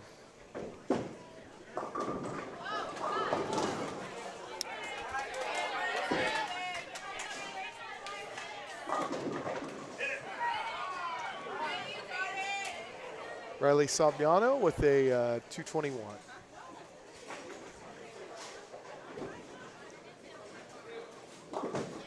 And there's a good cover by Caden there. So, I mean, it could be a ball, too. Maybe just the wrong ball in his hands, too. Right. If he wants to throw it that soft. And Eli Van Meter. He's going to need to step left again. Yeah. He's going to need to get further left and throw it out to the break point. He is too far right. Over to the girls' side really quick. First Baker game, St. Mary's 187, Wapak 172. So I can pretty much say that's about dead even now.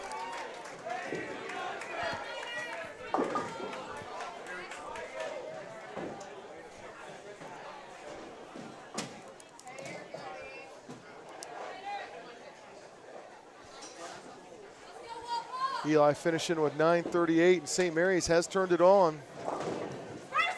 And they're going to win this game commandingly as well. So you add the two differences up, they're going to have quite the lead going into Bakers. Right, it's looking by about 150 right now going into the Bakers up. But Baker games, you shoot 170 and they pop a 250 against you. Those come really fast. Games, yep. That 150 pins, sure. And then, we're going to jump over to the girls here. We're going to start their Baker matches, like I said, 187 for St. Mary's first game, 172 for Wapak.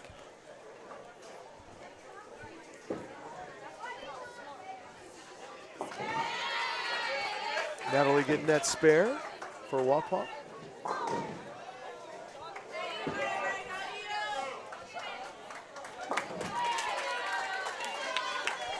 Good cover there. Name of the game here, too, is spares. Yep. Riley throwing that shot for Wapak. That was fast 8. Nice shot. Needs to get a little more left.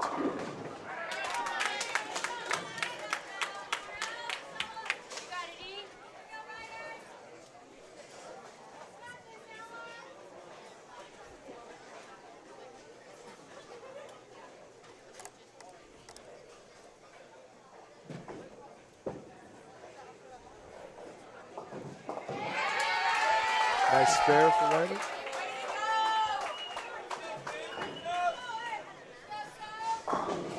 Ella here to cover her 5-pin. That's a shot she should be throwing first ball.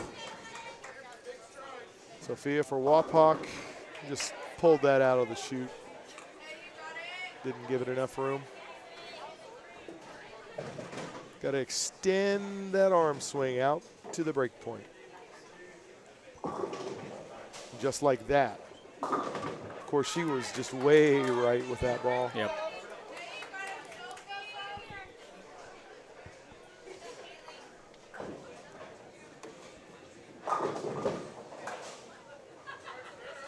That was a better shot, but that's a difficult spare because of that sleeper, that 9 standing with that. You think about how you get a strike, your ball is going to hook past the 9.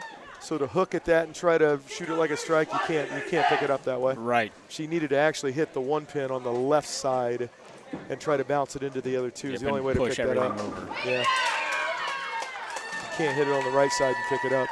Can't do it.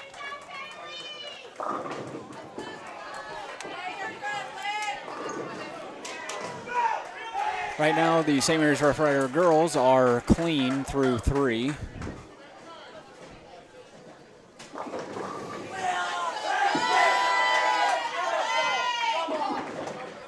She really got after that one on the bottom.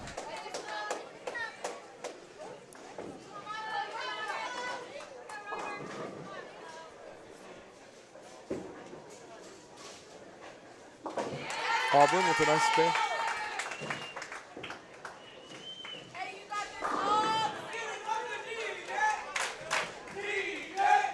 Chloe for the 6-10. Honestly, that was I think that was Lydia that just picked the spare for Wapak. They might have flipped the script a little bit. Yeah, yep, definitely. They did. Auburn is now in the anchor spot because of the game she just bowled, and I don't blame Steve for doing that. Right, makes total sense. Auburn now here's the thing with all of the power that she has, she's going to need to get further left. Yes. That area of the lane is starting to hook more. I can see it. She had a great shot last game. She's just going to need to move her feet and her eyes a few more boards to the left and still feed it out to that same break point. She'll be fine. But right now, you're seeing the lanes go through a transition.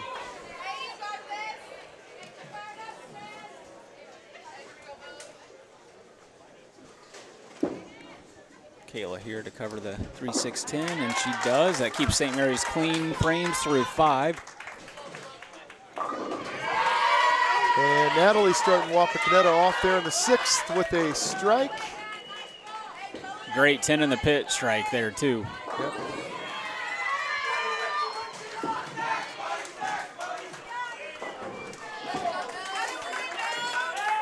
Allison says, anything you can do, I can do better.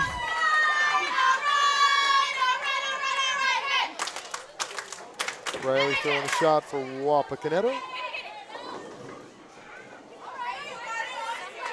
Plays the 2-5 on a light hit. Ella up here on 4 for St. Mary's, and yes, great very shot nice there. shot. That doubles St. Mary's up.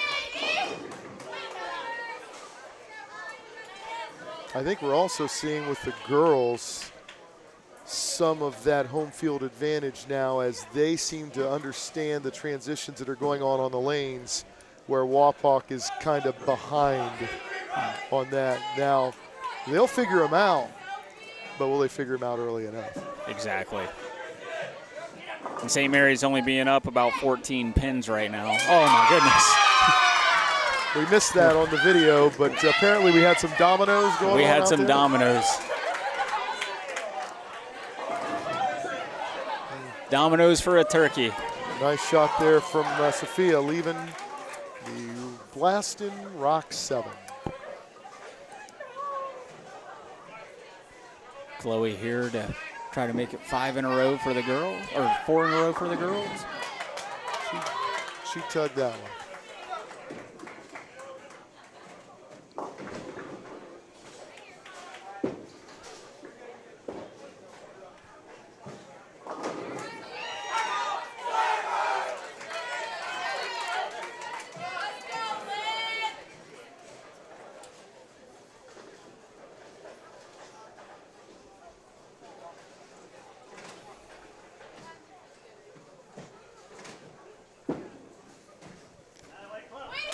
That was a good shot there, Chloe. Very nice. Lydia throwing that shot for Wapak. It's like a 3-pin there. Yeah. All right, Kayla's stepping up here in the 10th. Chloe picked up her spare. And this right here is where you see that big chunk of pins come. Get out of there. Oh, yeah. 5-pin. Right now, Wapak 127 in the 9th. St. Mary's at 197 in the 10th. Lydia picking the spare up. And now Auburn, who had that nice 220-some game last game, is their anchor ball. Good cover by Kayla. It's a possible 208 for St. Mary's. Auburn stands left, throws right, and you see the ball's just coming a little high. She's just got to get a little further left. When we say that, these moves don't have to be big. Like we did see, like Will Ross, he made a big jump. Right. I mean, it could be a board or two that yeah. I mean, if you see that ball reaction that she just had there, it's literally 2 or 3 left with your feet and 1 or 2 with your eyes. Right. You know, that's what she needs to do. She gets that going away. I was a little worried about that one. St. Mary's finishing with a 207. And there's that big tonnage of pins. I think we were up 14 going into that. Mm-hmm. And Wapak is, if they throw a strike here, they have 156. So the script just flipped for the girls. Very quickly. And also a clean game as well. That means everything, you have a mark in for St. Mary's as well. So they picked up all their spares, threw some strikes in there as well. So the girls for Wapak finish at 153, actually. So now we're switching lanes. We're going to jump over to the boys here really fast.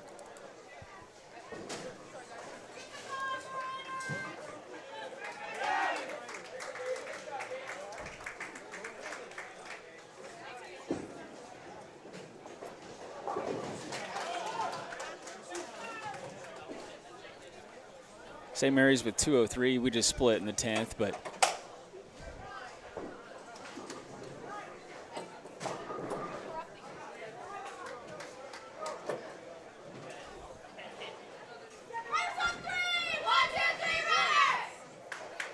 Braden throwing this shot here. No worries really there.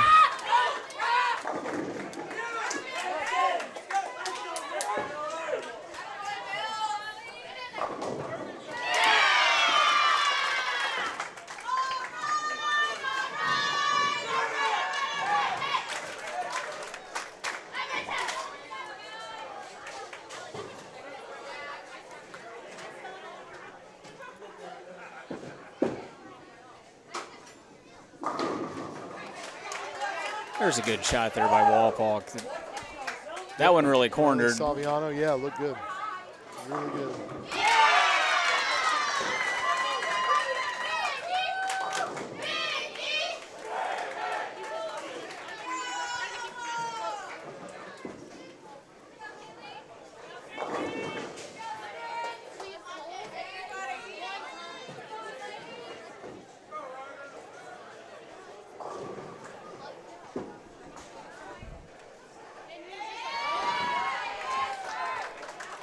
Van Meter leaving a 10 pin there for Wapak.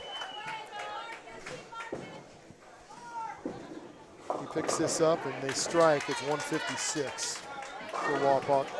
The St. Mary's 205, so they just continue to increase that lead. Right, and we're going to jump over to the girls here. First 2 frames for St. Mary's with strike, an 8 count here for the 6-10. See if Kaylee can pick this up. Keep it clean there.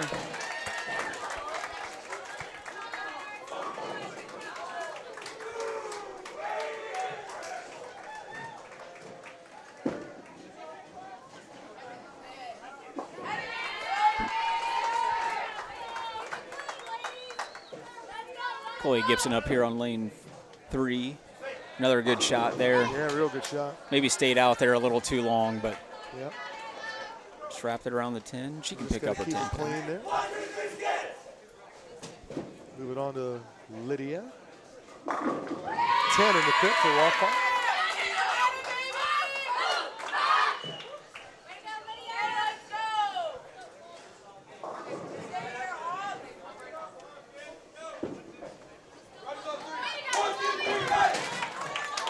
With Chloe, it's interesting. She is she's hanging up her bowling shoes after this year. She's not going collegiate bowling, and she's going to college, but not going collegiate bowling. Nope. Oh, is that so? Her sister bowls for UNOH. Jaden, who also has a bunch of records with St. Mary's, 2 game sets and high game. Which bowler on lane 3, Kayla, just beat the 10-year standing record from Kristen Danmeyer. With it held at 660, and Kayla just shot 664 down in I believe that was in Columbus, over in Columbus.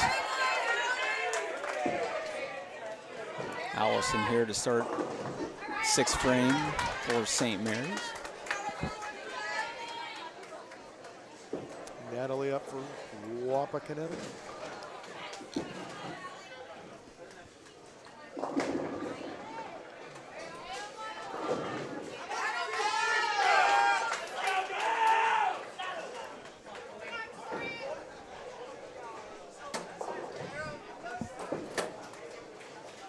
Allison covering her spare. Yep.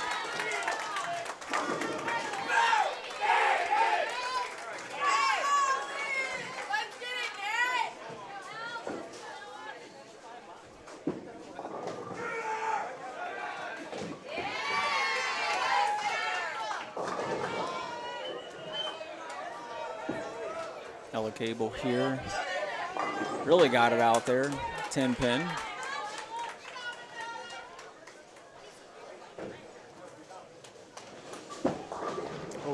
That one hung up on her thumb and went right to the ditch at about 15 feet. Yeah, and unfortunately, nothing you can do about that when you're already in the middle of that swing. It's so hard to get it stopped. Yep. Ella here, just hooked a little too much. All you can do is clean it up. Yep, don't leave nothing you can't pick up, they say.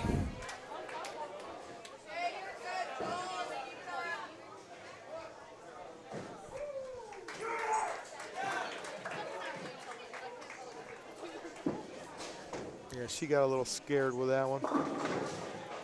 Yeah, it's such a hard thing to come back from. Kaylee Kaywood here on 3. Looks good.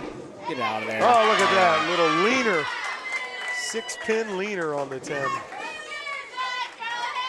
You don't see many of those at Varsity Lanes. We'll take it. Ooh, blasting 7. Something poked at it from the back. And away it went.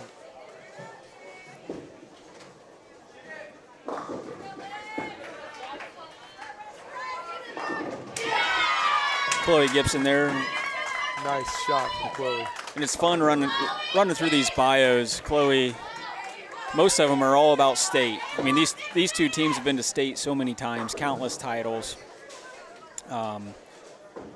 But a lot of these bios are all going to state 2 years in a row for Allison Speckman. Placing 3rd at state, Ella Cable. Kaylee Kaywood up on 3. She says going to state.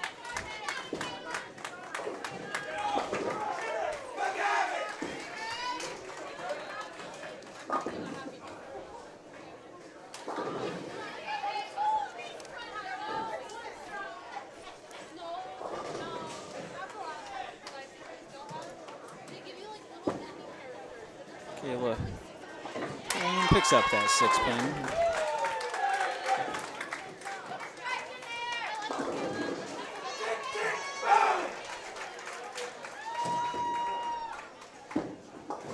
And there we go. That is Auburn. She's getting into a little uncharted territory for her, it seems like.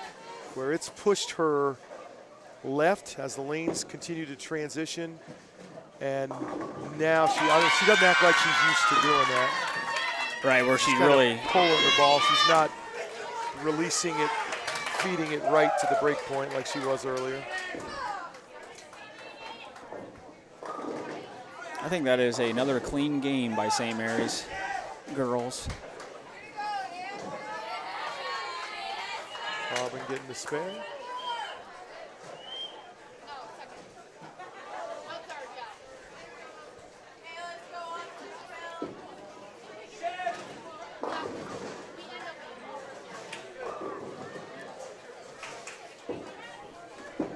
That's a better shot. That's a nice shot there. Good. Maybe she found something. Yeah, that one looked a little more comfortable. Maybe she found something. And, you know, they sat there and talked for a minute, too, so I wonder if Coach just said, you can do this, be comfortable with it. You know what you're doing there. So Yeah. 204 for St. Mary's there, 164 for Wapak.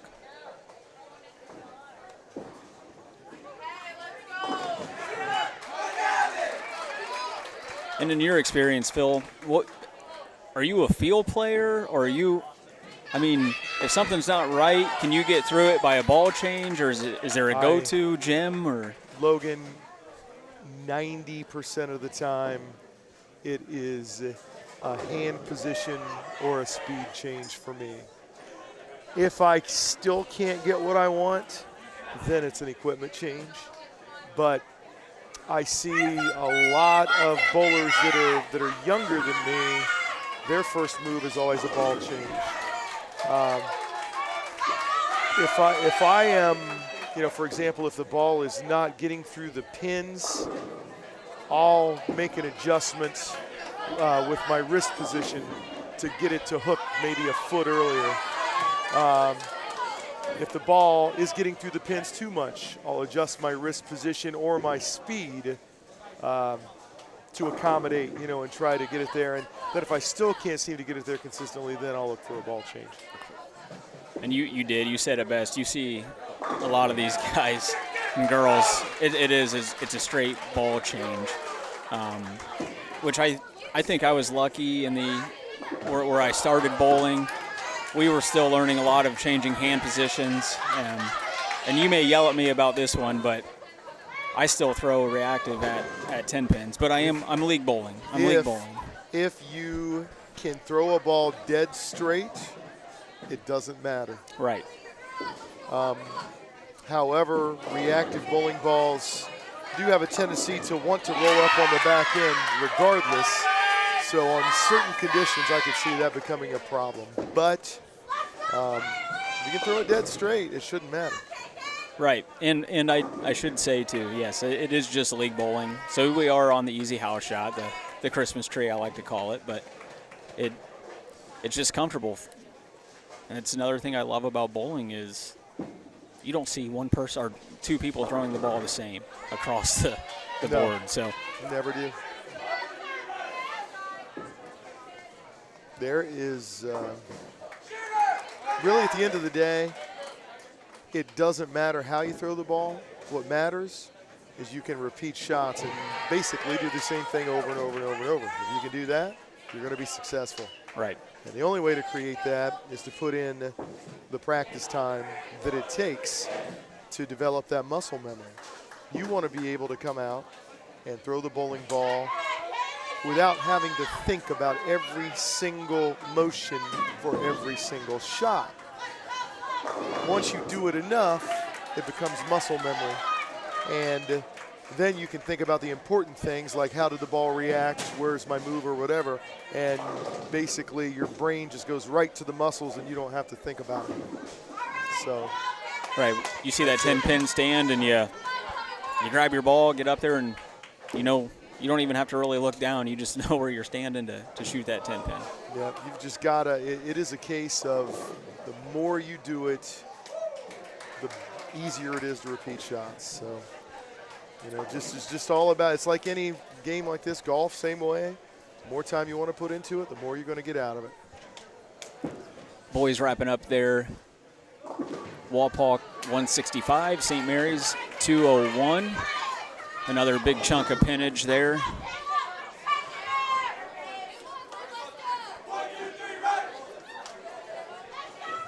Kayla Holman up here for St. Mary's on lane 4. A real good shot. I would say she's locked in. Yeah, she's made a nice move as the lanes have transitioned.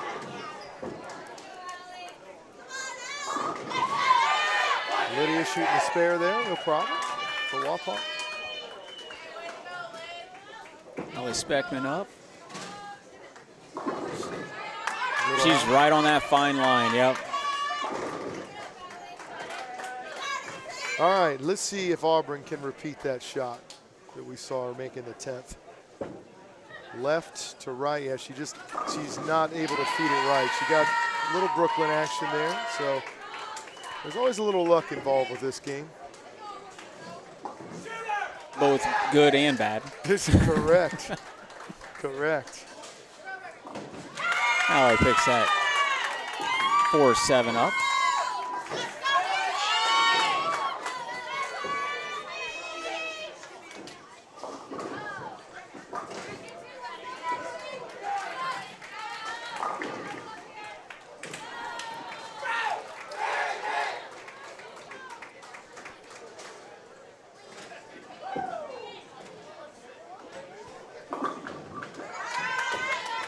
Little baby split for Ella.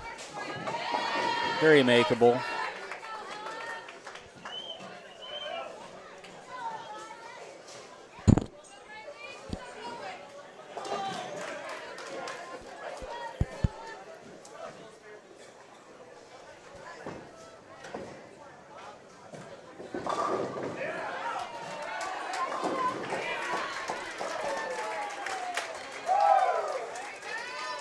Ella here to shoot this baby split. Ooh, it's got a chance. It does. Oh, just drove a little too much.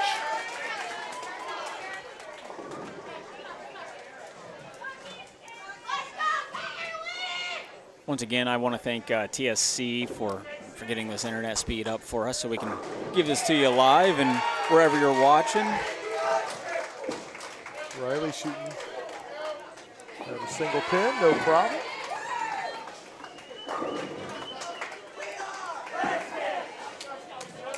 Kayla Kaywood says, give me the Brooklyn. Sophia Rupert Heck. That's a good shot. Little shaker. Doesn't trip the 4-5. Didn't get him out of there. Harder you can throw it at this one, the better. Yes. Just you can throw a bullet straight up about the third arrow on the left. You got a chance at it. See how she shoots it. Another strike for St. Mary's. That's a double going into the 10th. Oh, she did. That's Straight kind of and hard. close. Got it. Oh, that was close. That was close.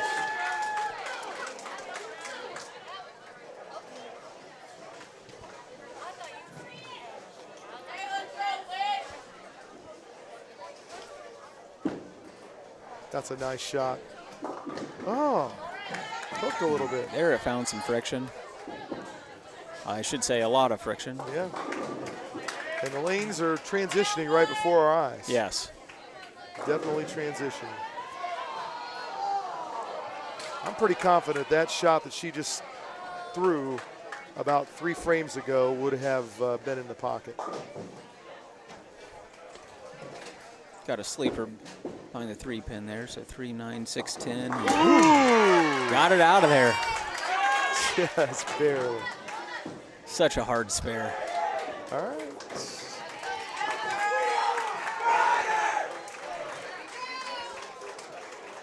Nice spare for Lydia.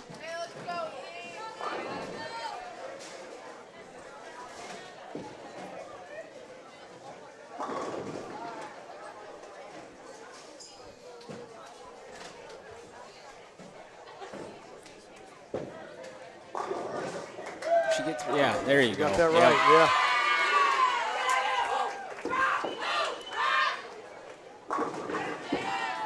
Combination of ball speed, projection. That was a nice shot there. Kayla, did you notice Kayla did move in a couple more boards on that last shot? Yeah. So it's one of those transitions that she's used to seeing at Varsity Lanes, would be my guess. I would have to assume you were right there.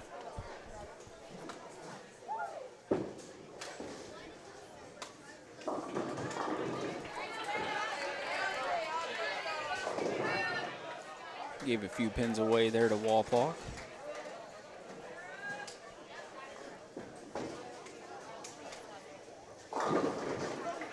Want to thank our camera crew here. We've got Doug Spencer, as you see on screen right there. Dave Wallenbacher. Ross Hinchin. Rich Spencer.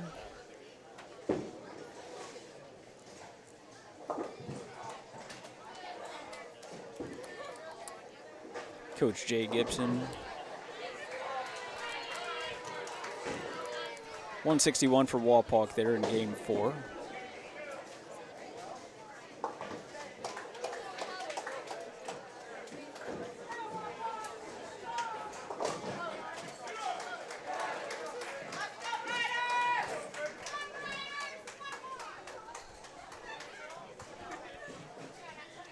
I think what we'll do is we'll stick with the girls on this last Baker game. The boys are 2 games behind, so we'll finish up with the girls, jump over to the boys to wrap it up with them. The girls mean business. They're just out here to conduct business. Right. They are flying through this. They're already bowling. St. Mary's hasn't even done their cheer yet.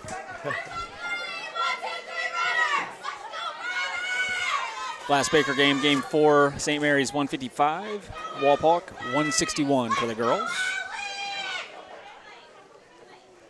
Allison Speckman up here on lane 3.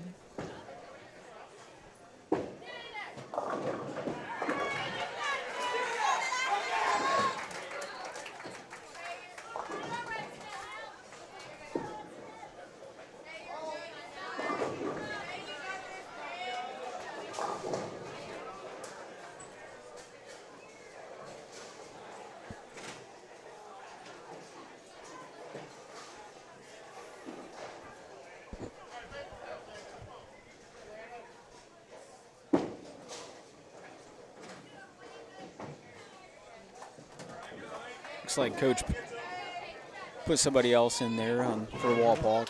Going to have to make a little contact with them and figure out who we got here.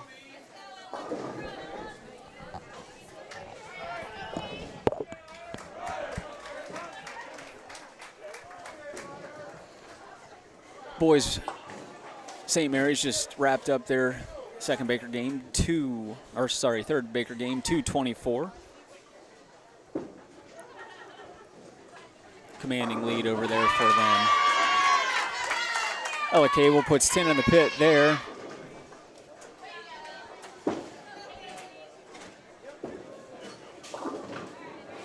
Wapak substitute.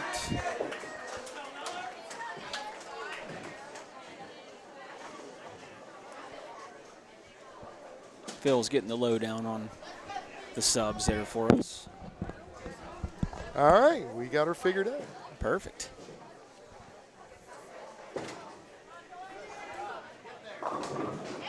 Okay, bowler number 3 for Wapakoneta. Coming up is Delaney Wiring.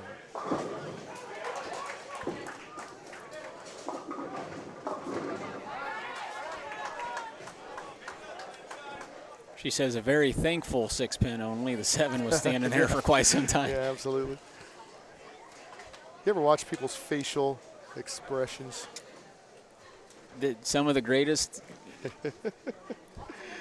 I love it. I love it.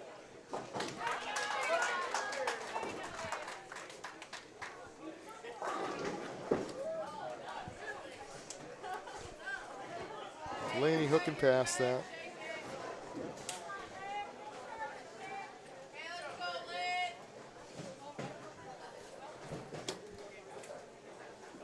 Delaney apparently is a freshman. She's bowled for 5 years, average of 190. And now our 4-slot Lydia. Brooklyn 5-pin. Brooklyn. Chloe up here to pick up her 10.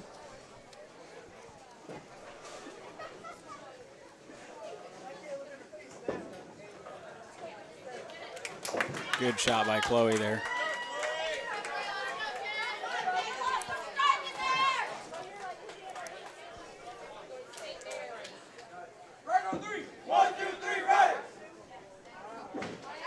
She got it covered there for Wapak. Now Kayla starting to hook a little bit more there for us. I'm sure they'll talk about it, make that move. All right, Auburn throwing the ball for Wapak. She moved a little further left, and that was the move. That was the move. That was definitely, I could tell her body was 3 or 4 boards left there, and that was it. Kayla covers that spin. Natalie not wasting any time up for Wapak. Yep, really good shot, solid 10.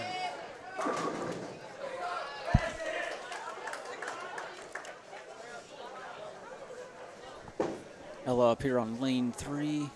Just got it inside to start with. Oh, excuse me, not Ella.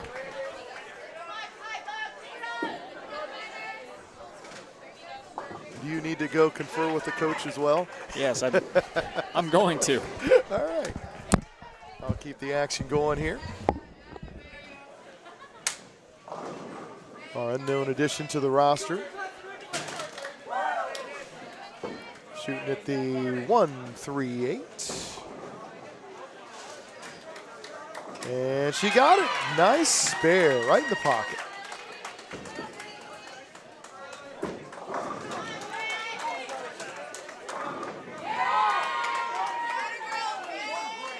All right, that's Paige McKenzie. Nice strike.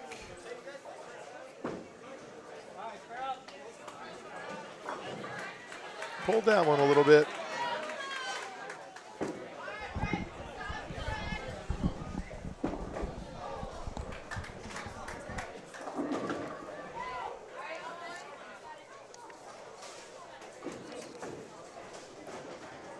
All right, got that figured out. Delaney Wireman there. Leaving 10 pin.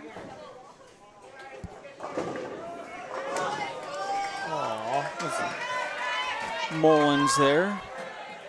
Seeing some of her first varsity time. Oh, gotcha. Says Coach Dameyer. Delaney. I think she did the same exact thing the last time. Shot at the 10 pin and looked like it was going to get it in about 3 feet in front of it and hooked right around Hooked right around it. And this is Allie Cable, sister of Ella Cable. Seeing some of her first varsity time as well.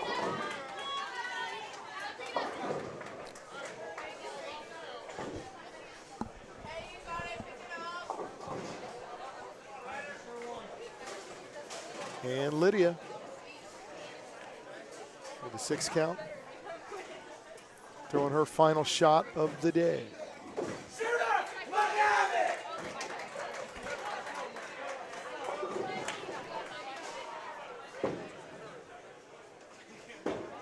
Allie says, oh.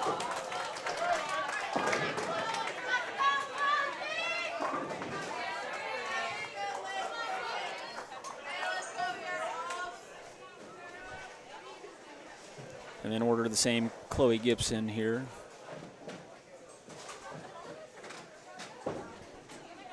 Throwing her final shot for the day as well, 10 pin.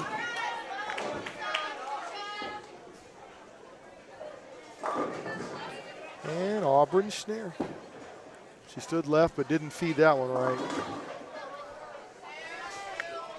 It's so hard when you're outside of your comfort zone to move left and really trust it to, like you say, point to that break point. Yeah, yep.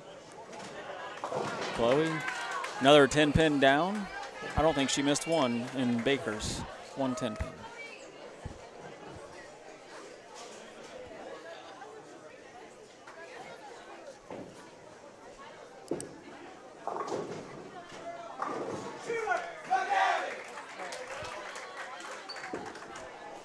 Shooting at 310. That's close. Oh, nope, didn't just hook slid that. past it.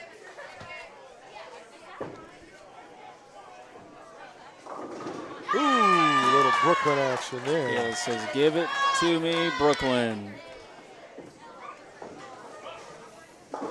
Wapak ends their match with 132.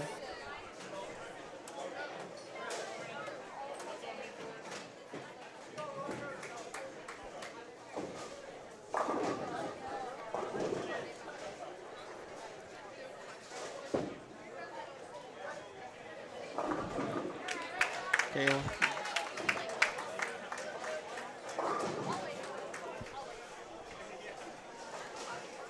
Leaving the 2-4-5. Bucket minus the 8, right? Yeah, it's not there.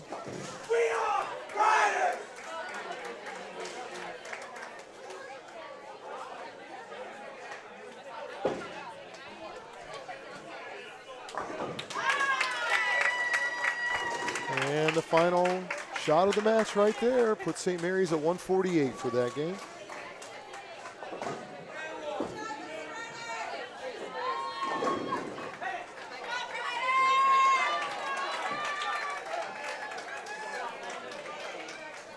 Without doing the math there, St. Mary's Rough Riders girls win their match. Gotcha. And now we'll go back over to the guys.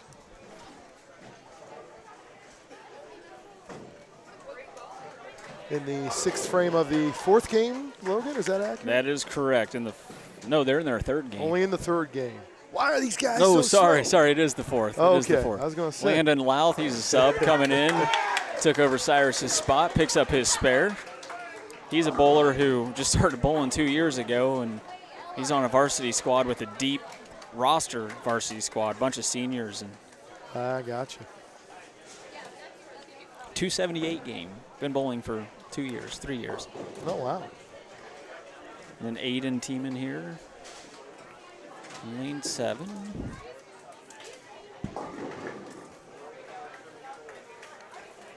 And remember, too, these guys, they haven't bowled all day, and they come in cold. Come in completely cold, yeah, absolutely. So tough. There was a time when I was coaching at UNOH that we took a trip to Las Vegas, and one of our bowlers, a good friend of mine still to this day, went with the team, and he was in that position where there were 6 guys that were bowling all day, and it was a 10th frame, and I thought, okay, I'm going to give you a chance here. One of my guys was struggling. I'll give you a chance to throw a fill ball. Maybe you'll get line. You know, he'd been cold all day. It was whatever, on a plane. Yeah. You know.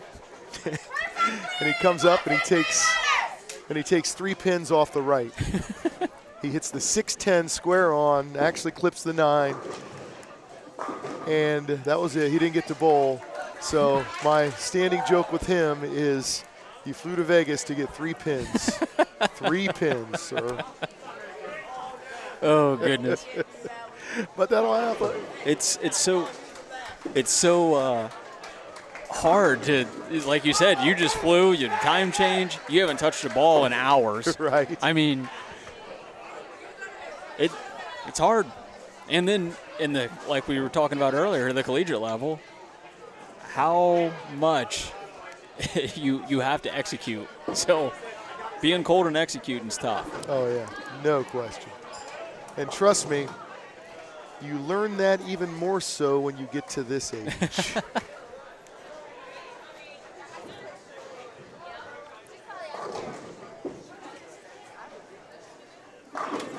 Good shot there by Will Ross.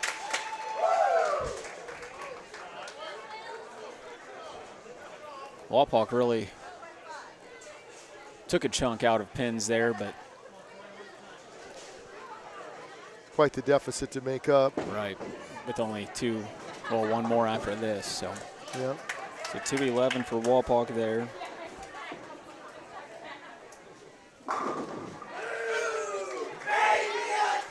Actually, 212, sorry. Yeah, 212 with the spare.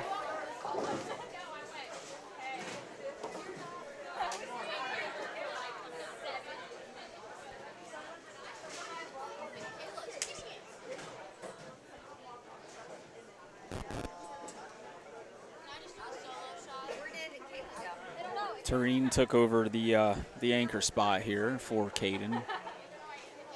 Struck the first one. Looks good there. Oh man, a great shot. Now we haven't watched the St. Mary's boys in a little while, but that's about how he was throwing the ball then. I wonder if he's like only struck since then because it looks really, really good. And they've been buried, every single one of them. Great ball reaction.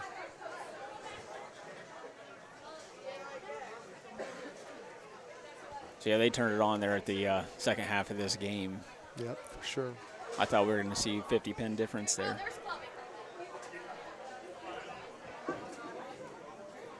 He fed that right. Yep, fed him a little bit. Little break there. 190 for St. Mary's boys there.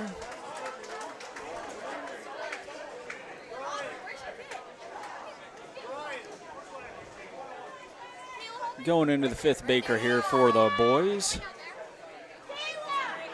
St. Mary's having, for the first four, 205, 201, 224, 190. Wapak boys 144, 165, 181, and 212. So they're climbing the mountain.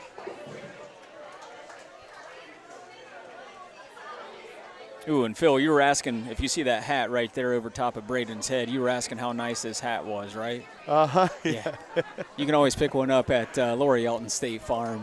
There you go. Yep, $25 a hat. Everything goes right back to these productions that we can do. And very cool. You know, we're talking about doing a swimming event this year. We've done one in the past. Missed it last year.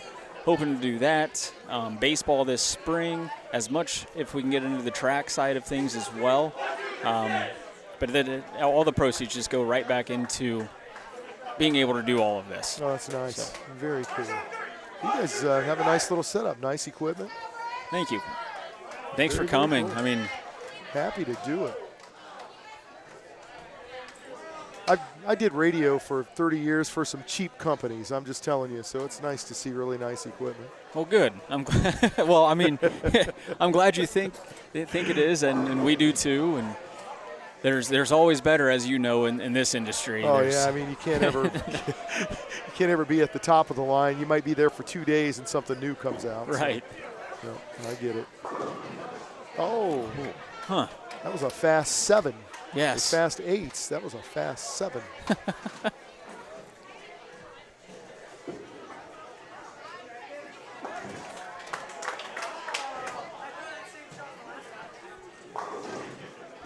Just for TV, pick this up.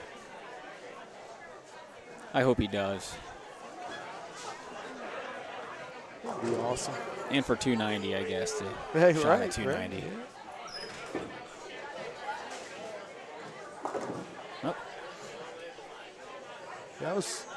I was hoping to see a 710 picked up today, the way the pins were bouncing around back there.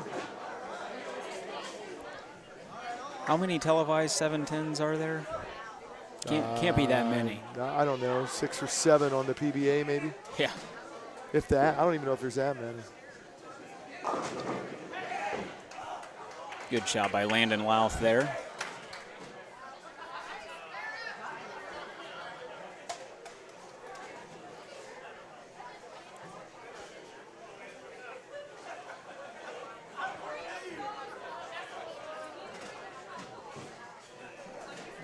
To pick up his 10 pin.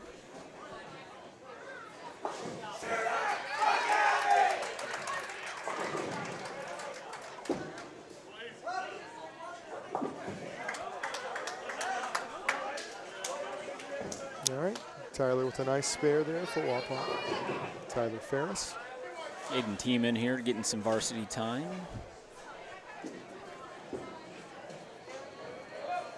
He throws the ball really nice. Yes, and he is one who, he's a workhorse. Practices. So.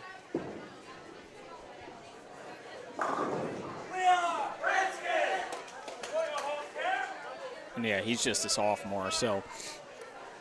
Gotcha. There will be a lot of bowling to come for Aiden, and especially at this level. He gets in quite a bit. Things to work on, obviously, but as a youngin, compared to 5 seniors on the team, I mean. Oh, so. yeah, sure. Really nice shot there for Riley Salviano. Good cover by Tiemann.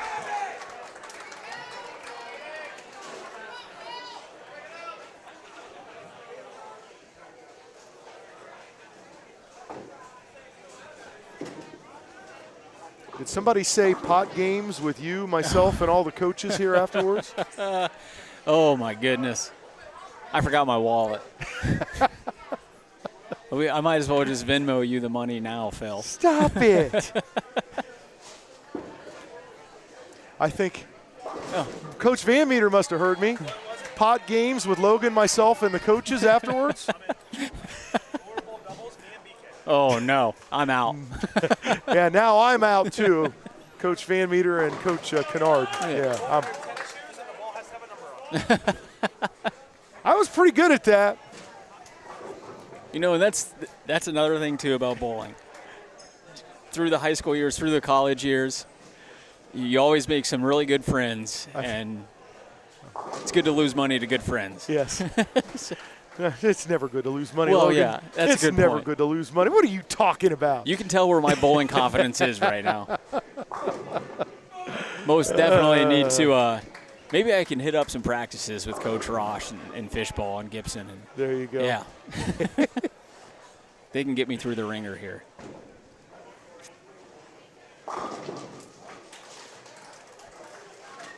St. Mary's boys here. There, that's looking better.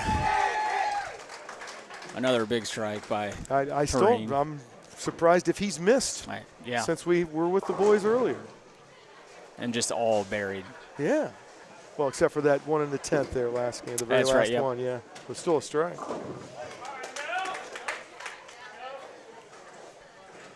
Cyrus.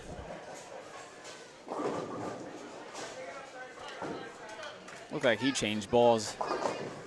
Maybe just for some learning. I mean, Coach Dameyer said that they're going to be on this pattern until at least January when they switch to the 2024 state pattern.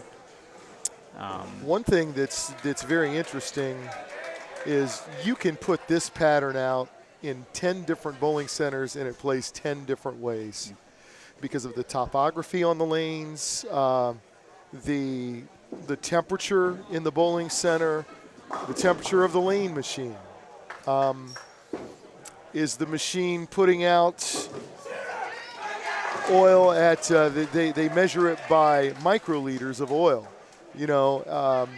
and basically the stream can be at 40 or 50, so that's going to make a difference. And then, to top it off, if you put it on wood lanes, it is just going to hook more. Right, off the rip. Versus synthetic lanes. It's just going to hook more. And I believe in the area, St. Mary's and Wapak, Landon Louth with a good strike there. St. Mary's and Wapak are wood. Who else is left? St. Mary's, Wapak, New Bremen.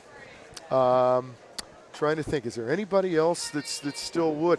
Yeah, I mean, you got to go like Ada. I help out at Norada Lanes in Ada. That's a little 8-lane wood center. There's some centers in Putnam County. But in this area, you think about the synthetics. Plaza Lane, Salina, Coldwater, they're synthetics. Minster synthetic. Both the Lima houses synthetic. Yeah, and I mean, I feel like spoiled on synthetics. I don't know. I feel much more confident on synthetics, and maybe I got spoiled when I was bowling up in Northeast Ohio than down in Florida. Yeah. What you'll see are more drastic transitions on wood, just because the oil will have a tendency to soak into. The longer it has been since the lanes have been sanded, the more the oil has a tendency to soak down into the finish in the wood, and it makes it break down a lot quicker and end up with a more defined track, as it may be, than on a synthetic lane. Will Ross here finish out his day. He says hopefully with a strike. Looks like it might be. That was a good shot. Great shot. Good pitch, little 4-pin.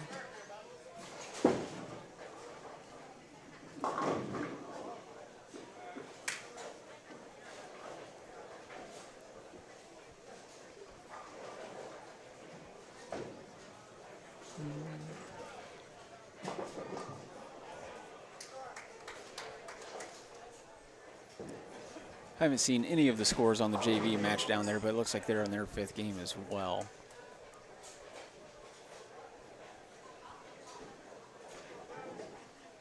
Able to pick up the 4-pin here. Ooh. And that's what you were talking about way earlier too, is that plastic ball and throwing straight at it. Yeah, that's a way to do it. You know, you see that because he's probably used to shooting that on a house pattern, and there's a ton of oil in the middle that will hold the ball there longer. So yeah, that's it. Oh. Now he's starting to see a little bit more hook that time. I felt like he threw it about the same place. It just picked up a little earlier. He threw the ball very well today. Oh yeah. Yeah, out of all of our bowlers here today, I feel like he was one of the best. Yep, and he just had the best look. Yeah, yep, for sure.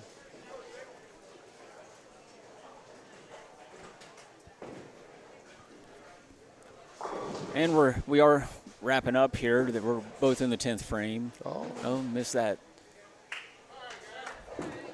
St. Mary's ends up with 136 on their final Baker game. Wapak making up a few pins there. Wapak finishing up with 174. Once again, want to thank TSC for coming out here to Varsity Lanes and amping up their internet speed for us so we can bring this on. All of our other fine sponsors, as we saw in the commercials. Going to take a look here, and score-wise, St. Mary's boys out on top on Wapak by quite a few there. Great match. This is always one of the best rivalry matches to do, and absolutely, it's fun. Got some matches coming up. Coldwater's coming over here this year. They haven't really been here in quite some times, so that's going to be exciting just to come out and watch as a fan. Oh, that's awesome! Yeah, real excited about that. Any other broadcasts coming up? You know, we'll talk about that. Yeah. I hope so.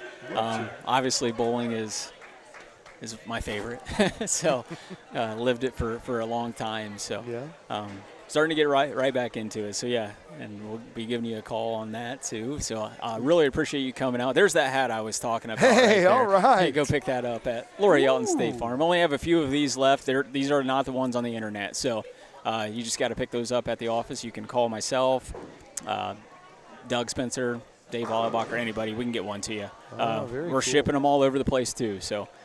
Sweet. Just got a few left. So, Phil, want to thank you very much. Very happy that you asked me. It's been a pleasure here, Absolutely. Logan. And thank you, Varsity Lanes, for allowing us here. And with that being said, I'm Logan Yelton alongside Phil Austin. Thank you very much, Rider Nation Station. Good night.